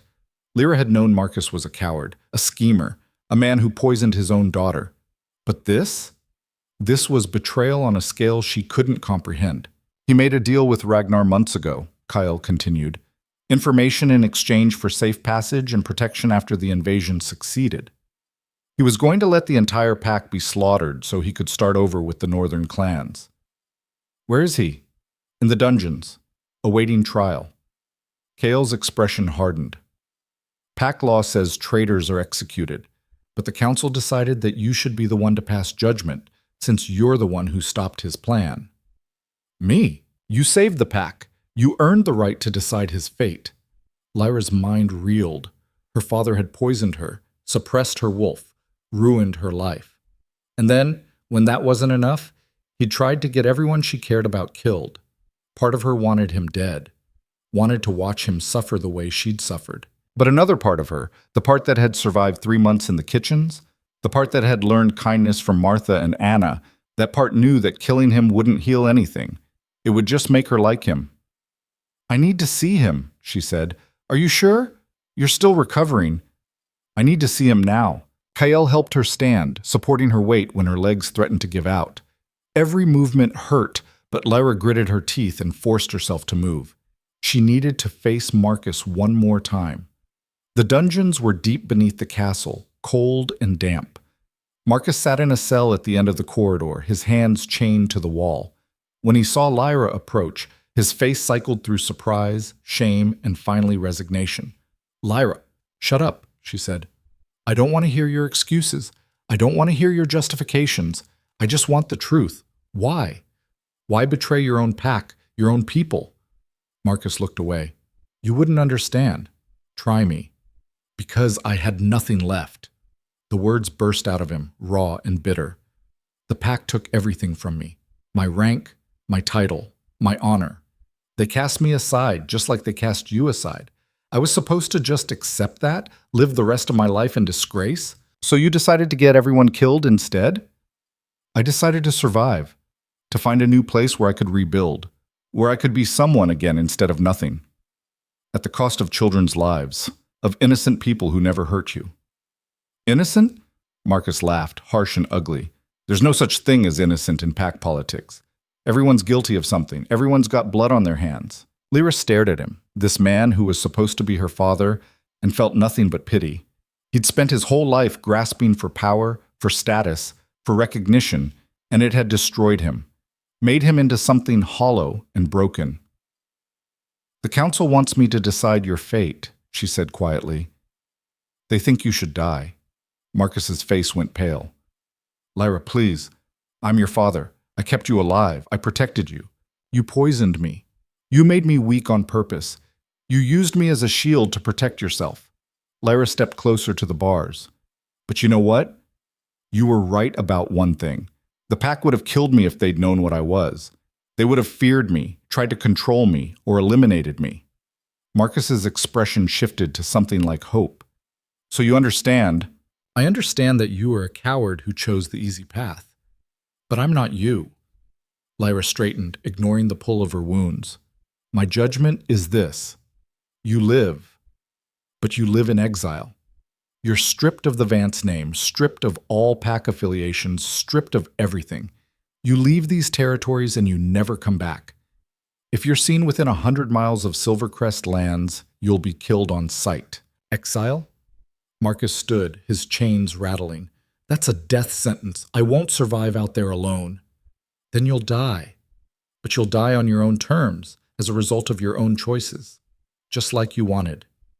Lyra turned and walked away, Kael supporting her. Behind her, Marcus screamed and cursed and begged. She didn't look back. When they were far enough away that his voice had faded, Kael spoke. That took strength. More strength than killing him would have. I'm tired of killing, Lyra said. I'm tired of revenge. I just want to move forward. Then let's talk about what forward looks like. They made their way to a small balcony that overlooked the castle grounds. Dawn was breaking, painting the sky in shades of pink and gold. Below, wolves moved through the courtyard, beginning the work of rebuilding, repairing the gates, cleaning up the aftermath of battle, tending to the wounded. The pack owes you everything, Kael said. Name what you want, and it's yours. Territory, title, wealth, whatever you need. Lyra thought about it. 3 months ago, she would have wanted her old life back, her status as Kael's mate, her place in the pack hierarchy. But that person was gone. She'd been forged into something new in the fires of rejection and survival. I want my own territory, she said. Not much, just a section of the southern lands, near the mountains. A place where wolves who don't fit the traditional molds can go. Omegas who are too strong, warriors who are too weak. Anyone who's been cast aside or rejected or told they don't belong. Kael raised an eyebrow. You want to create a sanctuary? I want to create a place where people aren't judged by their birth or their bloodline or their strength, where they're judged by their choices and their actions. Lyra looked out at the rebuilding pack. The old ways failed. We almost got destroyed because we were too rigid, too focused on tradition and hierarchy. We need something new. The council won't like it. The council can deal with it. You said anything I wanted. Kael smiled. A real smile, the first she'd seen from him in months. I did say that, didn't I? Fine, you'll have your territory, but there's one condition. What? You stay connected to the main pack. You're still Silvercrest, still part of us. We can't afford to lose you completely. Lyra considered. I can agree to that, but I make my own decisions about my territory. No interference from the council. Agreed. Kael extended his hand. Partners? Lyra looked at his hand, then at his face. She saw sincerity there and respect, and something else she couldn't quite name. This wasn't the same wolf who'd rejected her. He'd changed too, been shaped by the same fires. She took his hand. Partners. Over the next 2 weeks, Lyra recovered. Her wounds healed faster than Iris expected, her wolf's power accelerating the process. She spent the time planning her new territory, making lists, sketching boundaries. Anna was the first to volunteer to join her. I want to help, the girl said, appearing in Lyra's room one evening. You're building something good, something different. I want to be part of it. You're 17. You should stay here, where it's safe. Safe is boring, and besides, you need someone who can shoot straight. Anna grinned. I proved that in the battle. Lyra couldn't argue with that. Fine, but you follow orders. Yes, ma'am. Daniel was next, then Claire, then others from her warrior unit, one by one, asking to transfer to her command. By the end of the first week, she had 30 wolves committed to her new territory. Martha arrived on day 10 looking tired but determined. You didn't think I'd let you do this without me, did you? The older woman said. Someone needs to keep you fed. And these idiots you're collecting can't cook worth a damn. Lyra hugged her, not caring that Martha stiffened in surprise. Thank you. Don't get sentimental on me. I've got a kitchen to plan. The council officially granted Lyra her territory on day 12. It was a formal ceremony held in the Great Hall, the same place where she'd been rejected. But this time, when she stood before the pack, they looked at her with respect instead of contempt. Elena presented her with a carved token, a symbol of her authority. Lyra Vance, the Silver Crest Pack recognizes your service, your sacrifice, and your strength. You are granted stewardship of the Southern Territories, with all rights and privileges therein. The pack howled their approval. The sound was deafening, joyful, accepting. Lyra looked out at them and saw familiar faces. Warriors she'd trained with, servants she'd worked beside, people who'd witnessed her lowest moment and her greatest triumph. They'd seen her broken and rejected, and now they were seeing her rise.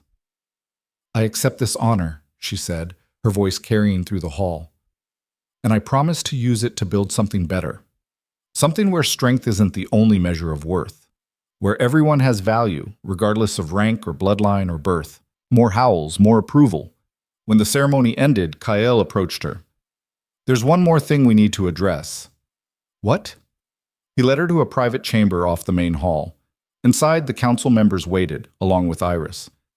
"We've been studying pack law," Elena said, "specifically the laws around mate bonds and rejection."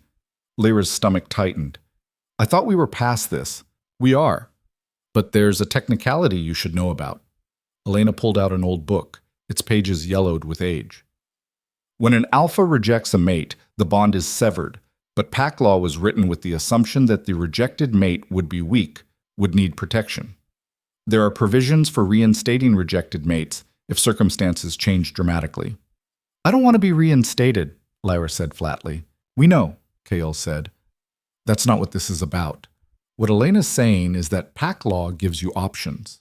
You can choose to rebond with me, or you can choose to reject me in return, which would sever any remaining connection and make you fully autonomous. There's a third option," Iris added. "You can leave the bond in its current state, severed but not officially rejected on both sides. It's a gray area in pack law. Technically, you'd still be Kael's rejected mate, but with your own territory and authority, it wouldn't matter practically." Lyra looked at Kael. "What do you want?" "It doesn't matter what I want. This is your choice." "That's not an answer," Kael sighed. "Honestly, I don't know. 3 months ago, I would have said rebonding was the obvious choice. You're strong, powerful, exactly what the pack needs in a leader's mate. But now?" He shook his head. "Now I think you're right. The old ways failed, and forcing a bond because it's politically convenient would just be repeating the same mistakes. So I think you should reject me, officially, make a clean break, build your new territory without any connection to the past holding you back." Lyra studied his face, looking for any sign of manipulation or hidden agenda. She found none. He meant it. "No," she said. Everyone looked surprised. "I'm not going to reject you," Lyra continued, "because that would mean I care enough to make it official, and I don't." She turned to Elena. "I choose the third option. Leave the bond as it is, dead but not officially buried. It'll be a reminder." "Of what?" Kael asked. "Of what happens when you judge people by their weaknesses instead of their potential? When you let tradition blind you to truth?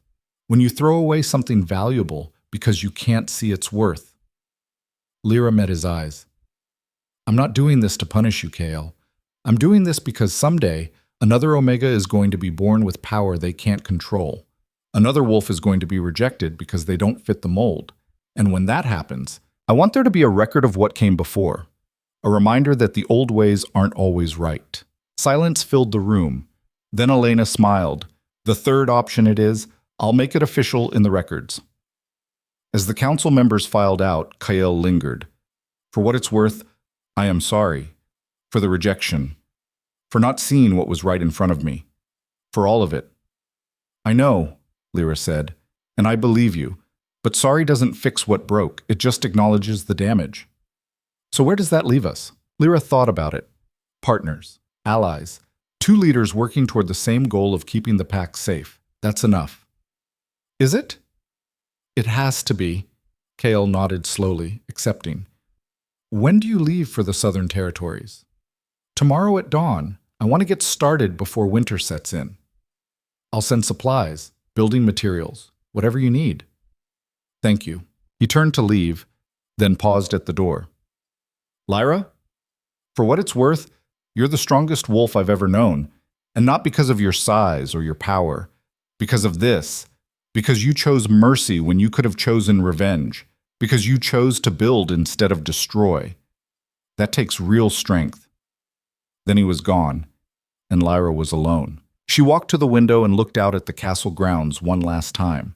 She'd arrived here months ago as a rejected Omega, broken and humiliated. She was leaving as something else entirely. A leader, a warrior, a wolf who'd proven that strength came in forms the old laws had never anticipated. Tomorrow she'd start building her new territory. Tomorrow she'd begin creating a place where wolves like her, wolves who didn't fit the traditional molds, could find sanctuary and purpose. But tonight she'd let herself feel everything she'd been holding back. The pain, the anger, the grief for what could have been, the pride in what she'd become instead. She'd survived. More than that, she'd won. And that was enough. Dawn came cold and clear. Lyra stood at the castle gates with her belongings packed into a single worn leather bag. She'd learned to travel light during her months in the kitchens. Behind her, 30 wolves waited with their own packs and supplies, ready to build something new. Anna bounced on her toes, too excited to stand still. I can't believe we're actually doing this. Having second thoughts? Lyra asked. Are you kidding? This is the most interesting thing that's ever happened to me. Anna grinned. Besides, someone needs to make sure you don't do anything stupid again. I'm standing right here, Lyra said. I know, that's why I said it. Martha appeared with a cart loaded with kitchen equipment. If you think I'm cooking over an open fire like some kind of savage, you've got another thing coming. This goes with us. Daniel helped load the cart onto one of the wagons they'd requisitioned. You know we're going to have to build everything from scratch, right? Shelters, storage, defenses. It's going to be rough for a while. Rough is better than dead, Claire said, adjusting her pack. And at least we'll be building something that matters. Lyra looked at each of them, these wolves who'd chosen to follow her into uncertainty. Some were from her warrior unit. Others were servants who'd worked alongside her in the kitchens. A few were outcasts like her, wolves who'd never quite fit into the rigid hierarchy of pack life. Together, they were a strange, mismatched group. But they were hers. Listen up, Lyra said, raising her voice so everyone could hear. I'm not going to lie to you. This is going to be hard. Harder than anything most of you have done before. We're starting from nothing. We'll be cold, tired, hungry. We'll make mistakes. Some of you might decide you made a mistake coming with me. And if that happens, you're free to leave. No judgment. No consequences. I want people who choose to be here, not people who feel trapped. You trying to talk us out of this? Daniel asked. I'm making sure you understand what you're signing up for. We understand, Martha said. Now stop wasting time. Winter's coming and we've got work to do. Lyra smiled despite herself. All right then, let's go build something better. They started walking. The journey to the Southern Territories would take most of the day. As they passed through the castle grounds, Lyra saw other pack members watching. Some looked curious. Others looked skeptical. A few looked envious, like they wished they had the courage to join. Kael stood on the battlements, observing. When Lyra glanced up, their eyes met for a moment. He nodded once. Acknowledgement, respect, farewell. She nodded back. Whatever had been between them was over. What came next was hers to define. The Southern Territories were beautiful in a harsh, unforgiving way. Mountains rose in the distance, their peaks already dusted with early snow. The land was rocky and wild, covered in pine forests and crossed by clear, cold streams.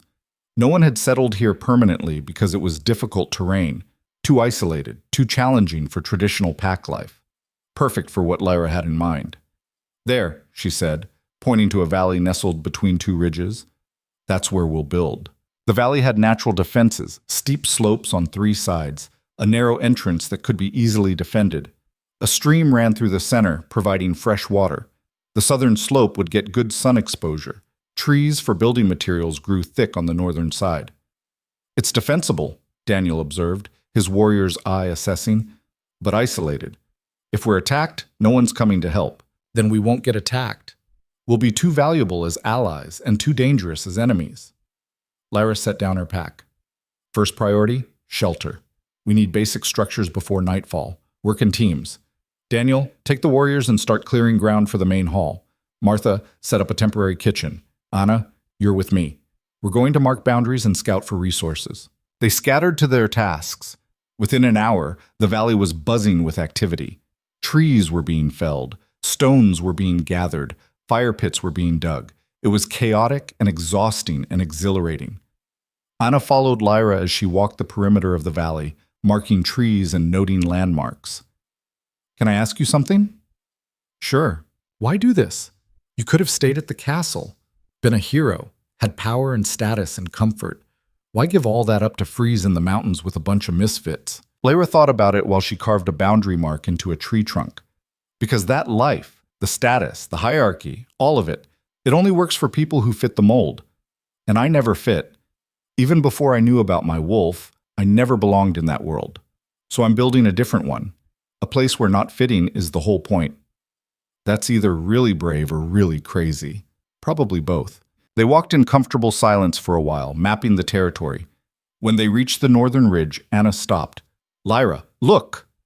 A wolf stood on the ridge above them, large, with dark brown fur and intelligent eyes. Not aggressive, just watching. Rogue, Anna whispered. Should we? Wait. Lyra studied the wolf. Something about its posture suggested caution rather than hostility. Let me talk to it. She shifted, her transformation smooth and quick now that she'd practiced. Her silver wolf padded forward slowly, non-threateningly. The brown wolf watched her approach, then shifted to human form. It was a woman, maybe 30, with scars across her face and arms. She wore makeshift clothes and had the lean, hard look of someone who'd survived alone for a long time. You're the rejected Omega, the woman said, the one who beat Ragnar. Word travels fast. Word about you does. You're building something here, a new territory. The woman's eyes narrowed. Why? Because the old system is broken. Because wolves like me, like us, need a place to go. Wolves like us? Outcasts, rogues, anyone who doesn't fit the traditional pack structure. Lyra tilted her head. How long have you been alone? 3 years. Got exiled for challenging an alpha's son who was abusing Omega wolves. Apparently defending the weak is worse than being a predator if you're low-ranked. Lyra felt a familiar anger kindle in her chest. What's your name? Reyna. Well, Reyna, you're welcome to join us. If you want, no obligations, no strings, just a place to belong.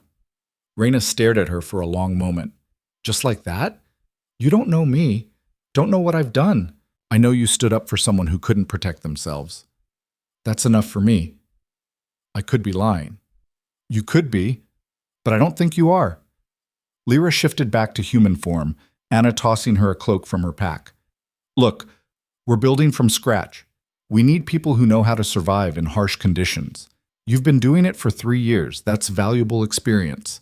Plus, you're already here, which means you're curious. So what do you say? Reyna shifted to human form too, revealing more scars and old injuries.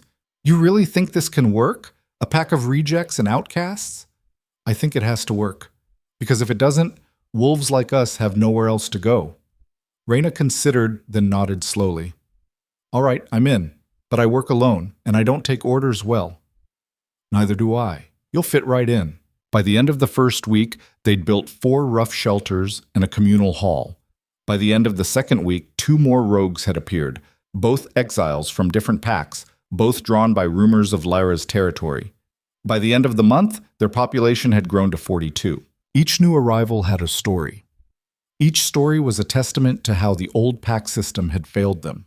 Too weak, too strong, too opinionated, too different. Lyra listened to every story and welcomed every wolf, no matter their past. You realize you're collecting broken toys, Martha said one evening while serving dinner in the communal hall. Half these wolves have trauma that'll take years to heal. Then we'll take years, Lyra said. No one here is expecting instant perfection. Good, because Claire had a panic attack during training today when Daniel raised his voice, and Reyna threatened to gut anyone who touches her while she sleeps. Claire's been abused by her old pack leadership. Reyna survived 3 years alone and probably fought off more attacks than we can count. They're not broken. They're wounded. There's a difference. Martha grunted, but Lyra caught the approval in her eyes. You're getting soft. I prefer understanding. Same thing. Winter arrived early and hit hard. The temperature dropped below freezing, and snow piled up faster than they could clear it. Their rough shelters leaked. Food was scarce. Everyone was cold and exhausted. This was the test Lyra had known was coming. This was where they'd either pull together or fall apart. She called a meeting in the communal hall, where a large fire struggled to heat the space. 42 wolves gathered, their faces showing the strain of the harsh conditions. I know this sucks, Lyra said without preamble.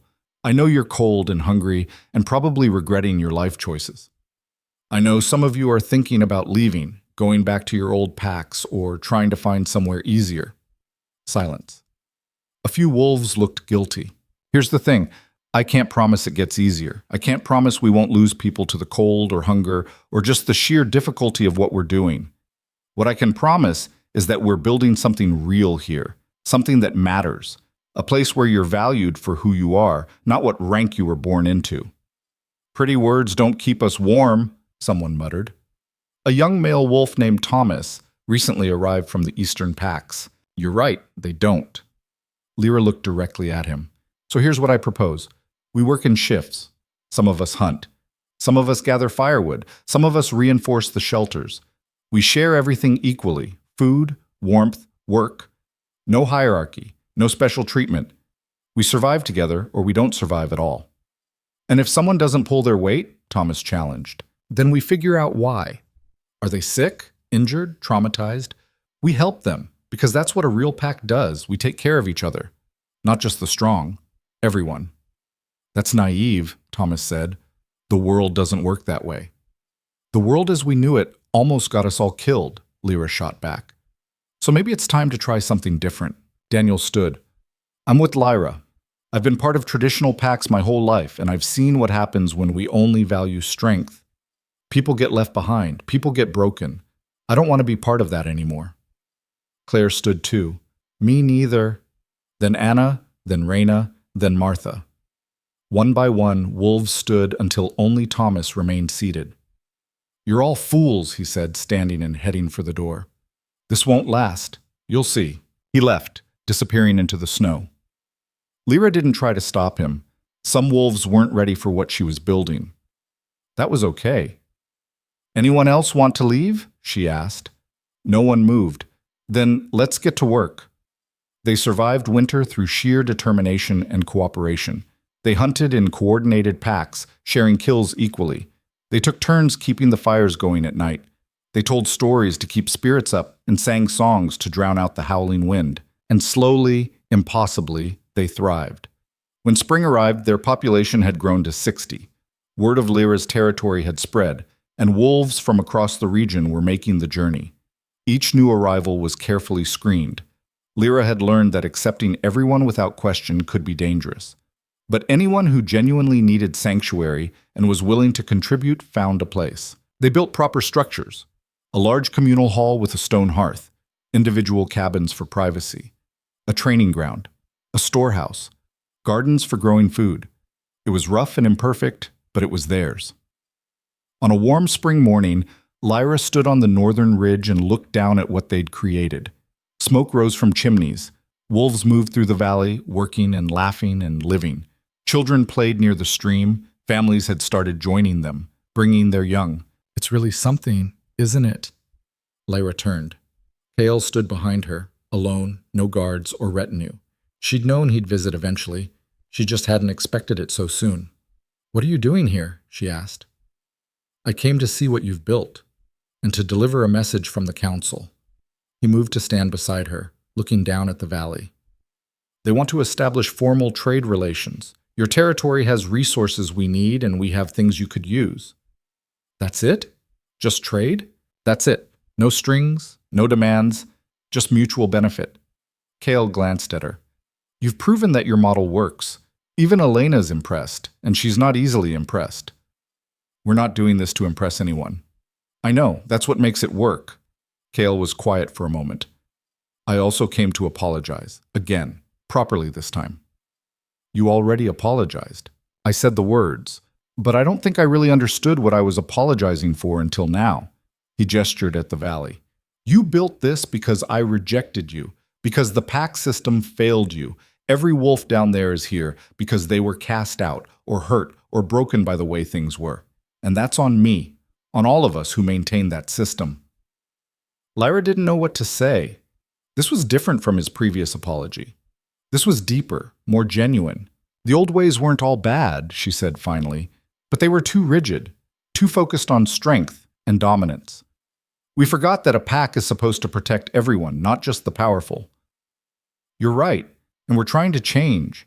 The council is implementing new protections for lower-ranked wolves. Elena's drafting laws against abuse and exploitation. It's slow, but it's happening. Because you almost lost everything. Yes. Sometimes it takes nearly dying to realize you need to change. Kale turned to face her fully. I'm not asking for forgiveness. I don't deserve it. I'm just asking if we can move forward, as allies, as partners, as two leaders trying to make things better. Lyra studied him. The Alpha King who'd rejected her looked different now, older, humbler, changed by the same fires that had forged her. We were always going to be allies, she said. That was never in question. But partners? That requires trust. And trust takes time. I understand. Come back in a year. Show me that the changes you're making are real and lasting. Then we'll talk about partnership. Kale nodded. That's fair? He started to leave, then paused. For what it's worth, I'm proud of you. Of what you've become. You're a better leader than I ever was. I learned from your mistakes. He laughed, short and sharp. I suppose you did. He shifted to wolf form and loped away, disappearing into the forest. Lyra watched him go, feeling something settle in her chest. Not forgiveness, it was too soon for that, but maybe the beginning of it. The first step toward letting go of anger and moving forward. Anna appeared at her elbow. Was that the Alpha King? Yes. What did he want? To see what we've built, and to apologize. Did you accept? Not yet, but maybe someday. Lyra put her arm around Anna's shoulders. Come on, Martha's making stew and I'm starving. They walked back down to the valley together. As they descended, Lyra saw Daniel training a group of new arrivals, saw Claire teaching children how to track, saw Raina organizing a hunting party, saw Martha directing the kitchen crew with her usual gruff efficiency. She saw her pack, her family, not bound by blood or tradition, but by choice and shared experience. That evening, they gathered in the communal hall for dinner. 60 wolves crowded around long tables, eating and talking and laughing. The noise was chaotic and wonderful. Lyra stood and raised her hand for quiet. The conversations died down. 6 months ago, we started this with 30 wolves and a dream, she said. We faced hunger, cold, doubt, and hardship. Some of you came from traditional packs. Some were rogues. Some were exiles. All of you were told you didn't fit, that you weren't good enough, that you were too weak or too strong or too different. She looked around the room, meeting eyes. But you're here. You survived. You built this place with your own hands and your own strength. You proved that the old ways were wrong, that there's value in every wolf, regardless of rank or birth, that a pack built on choice and cooperation is stronger than one built on dominance and fear. Wolves began to pound the tables in agreement, the sound like thunder. We're not perfect, Lyra continued. We make mistakes. We have conflicts. We struggle. But we face those challenges together. We protect each other. We value each other. And that's what makes us strong. She raised her cup. To the Southern Territories. To every wolf who chose to be here. To building something better. To building something better, the pack roared back, raising their own cups. The celebration went late into the night. Wolves shifted and ran under the stars, their howls echoing through the mountains. It was joy, pure and simple. The joy of belonging, of being accepted, of finally finding home. Lyra slipped away from the celebration and walked to the northern ridge again. The stars were bright, the moon full. From here, she could see the entire valley spread out below, illuminated by firelight and moonlight. She thought about this girl she'd been 6 months ago, broken, rejected, scrubbing pots in the kitchens. That girl had thought her story was over, had thought the rejection was the end, but it had been the beginning. She'd been forged in the fires of humiliation and pain. She'd discovered strength she didn't know she possessed. She'd learned that power came not from dominance, but from choosing to protect those who couldn't protect themselves. That leadership wasn't about being the strongest. It was about lifting up the weakest. The rejection had stripped away everything she thought she was, everything she thought she needed to be. And in that emptiness, she'd found her true self. She heard footsteps behind her. Martha appeared, carrying 2 cups of hot tea.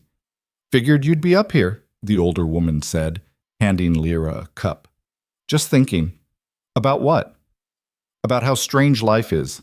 6 months ago, I was nothing. Now I'm responsible for 60 wolves and counting." "You were never nothing. You just didn't know what you were yet." Martha sipped her tea. "None of us did. We were all so busy trying to fit into boxes that didn't fit that we forgot we could just make new boxes." Lyra smiled. "That's surprisingly philosophical for you. Don't get used to it." Martha was quiet for a moment. "You know what you've done here, right? You've given all of us a second chance, a place to be ourselves without apology or shame. That's rare. That's valuable. Don't take it lightly." "I won't." "Good." Martha finished her tea and turned to leave. "Now get some sleep. Tomorrow we're expanding the garden, and I need your wolf to help clear the ground." "Yes, ma'am." Martha left, and Lyra stood alone under the stars. She thought about Cale's visit, about his apology, about the changes he claimed were happening in the main pack. She hoped it was true. Hoped that her rejection had sparked something bigger than just her own transformation. Maybe the old ways really were changing. Maybe other wolves wouldn't have to suffer the way she had. Maybe the next Omega born with unusual strength would be celebrated instead of suppressed. Maybe the next wolf who didn't fit the mold would find acceptance instead of exile. Maybe. Or maybe not. Maybe the main pack would slide back into old patterns.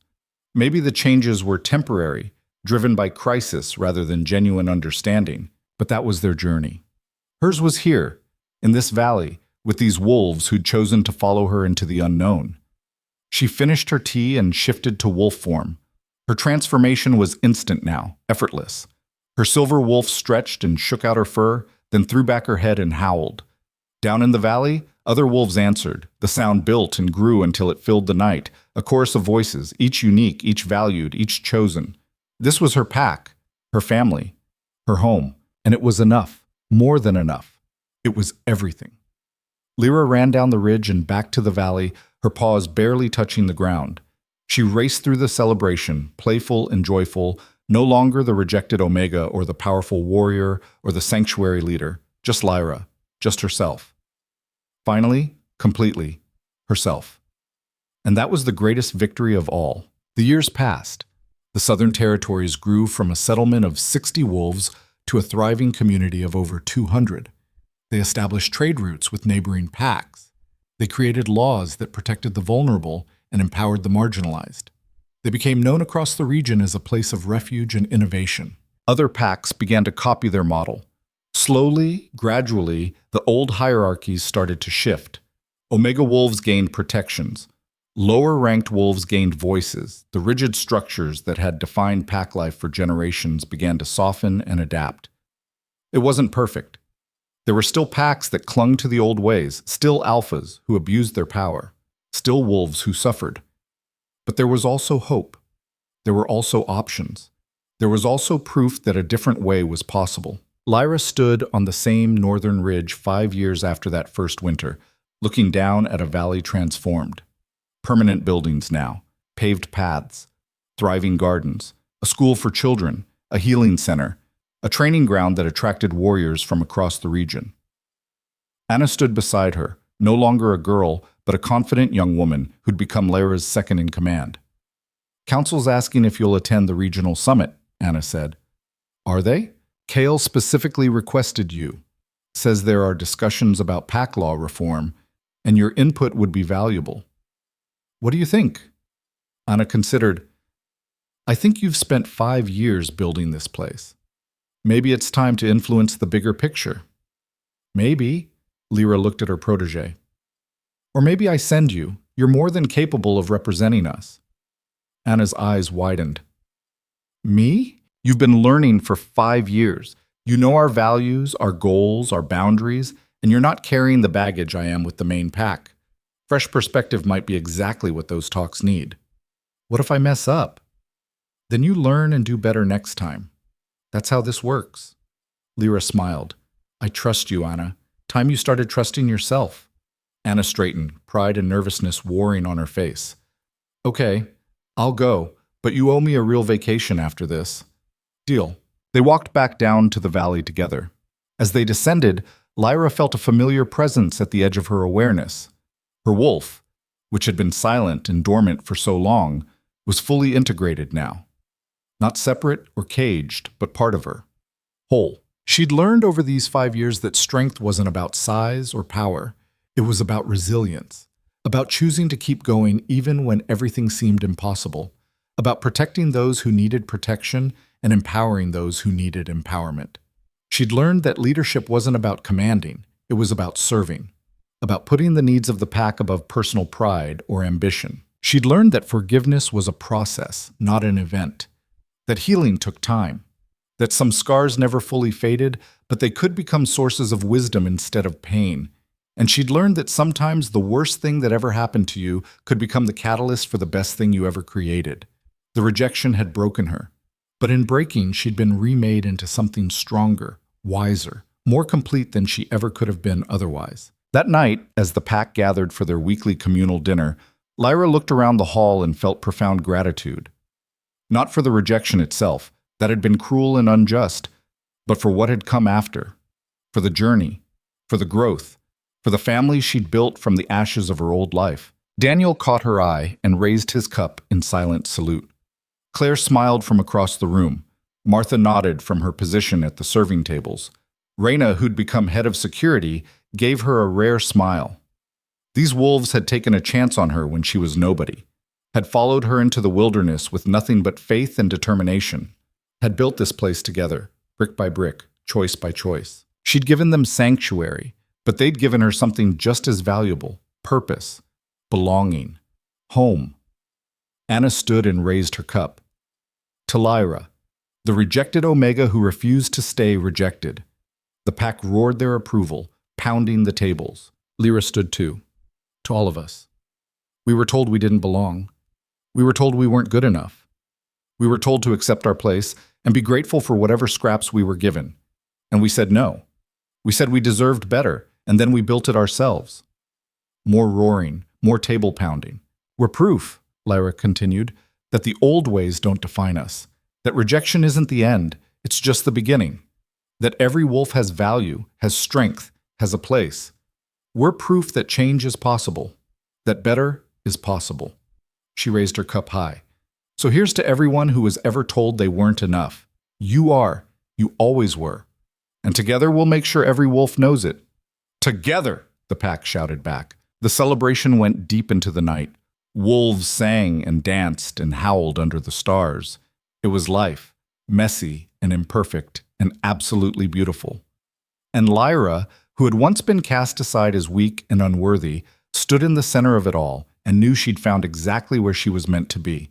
Not as someone's mate, not as someone's subordinate, not as someone defined by their bloodline or rank or birth, just as herself, as Lyra. As a leader who'd learned that true strength came from choosing compassion over cruelty, cooperation over dominance, hope over despair. The rejected Omega had become something the old pack laws never anticipated.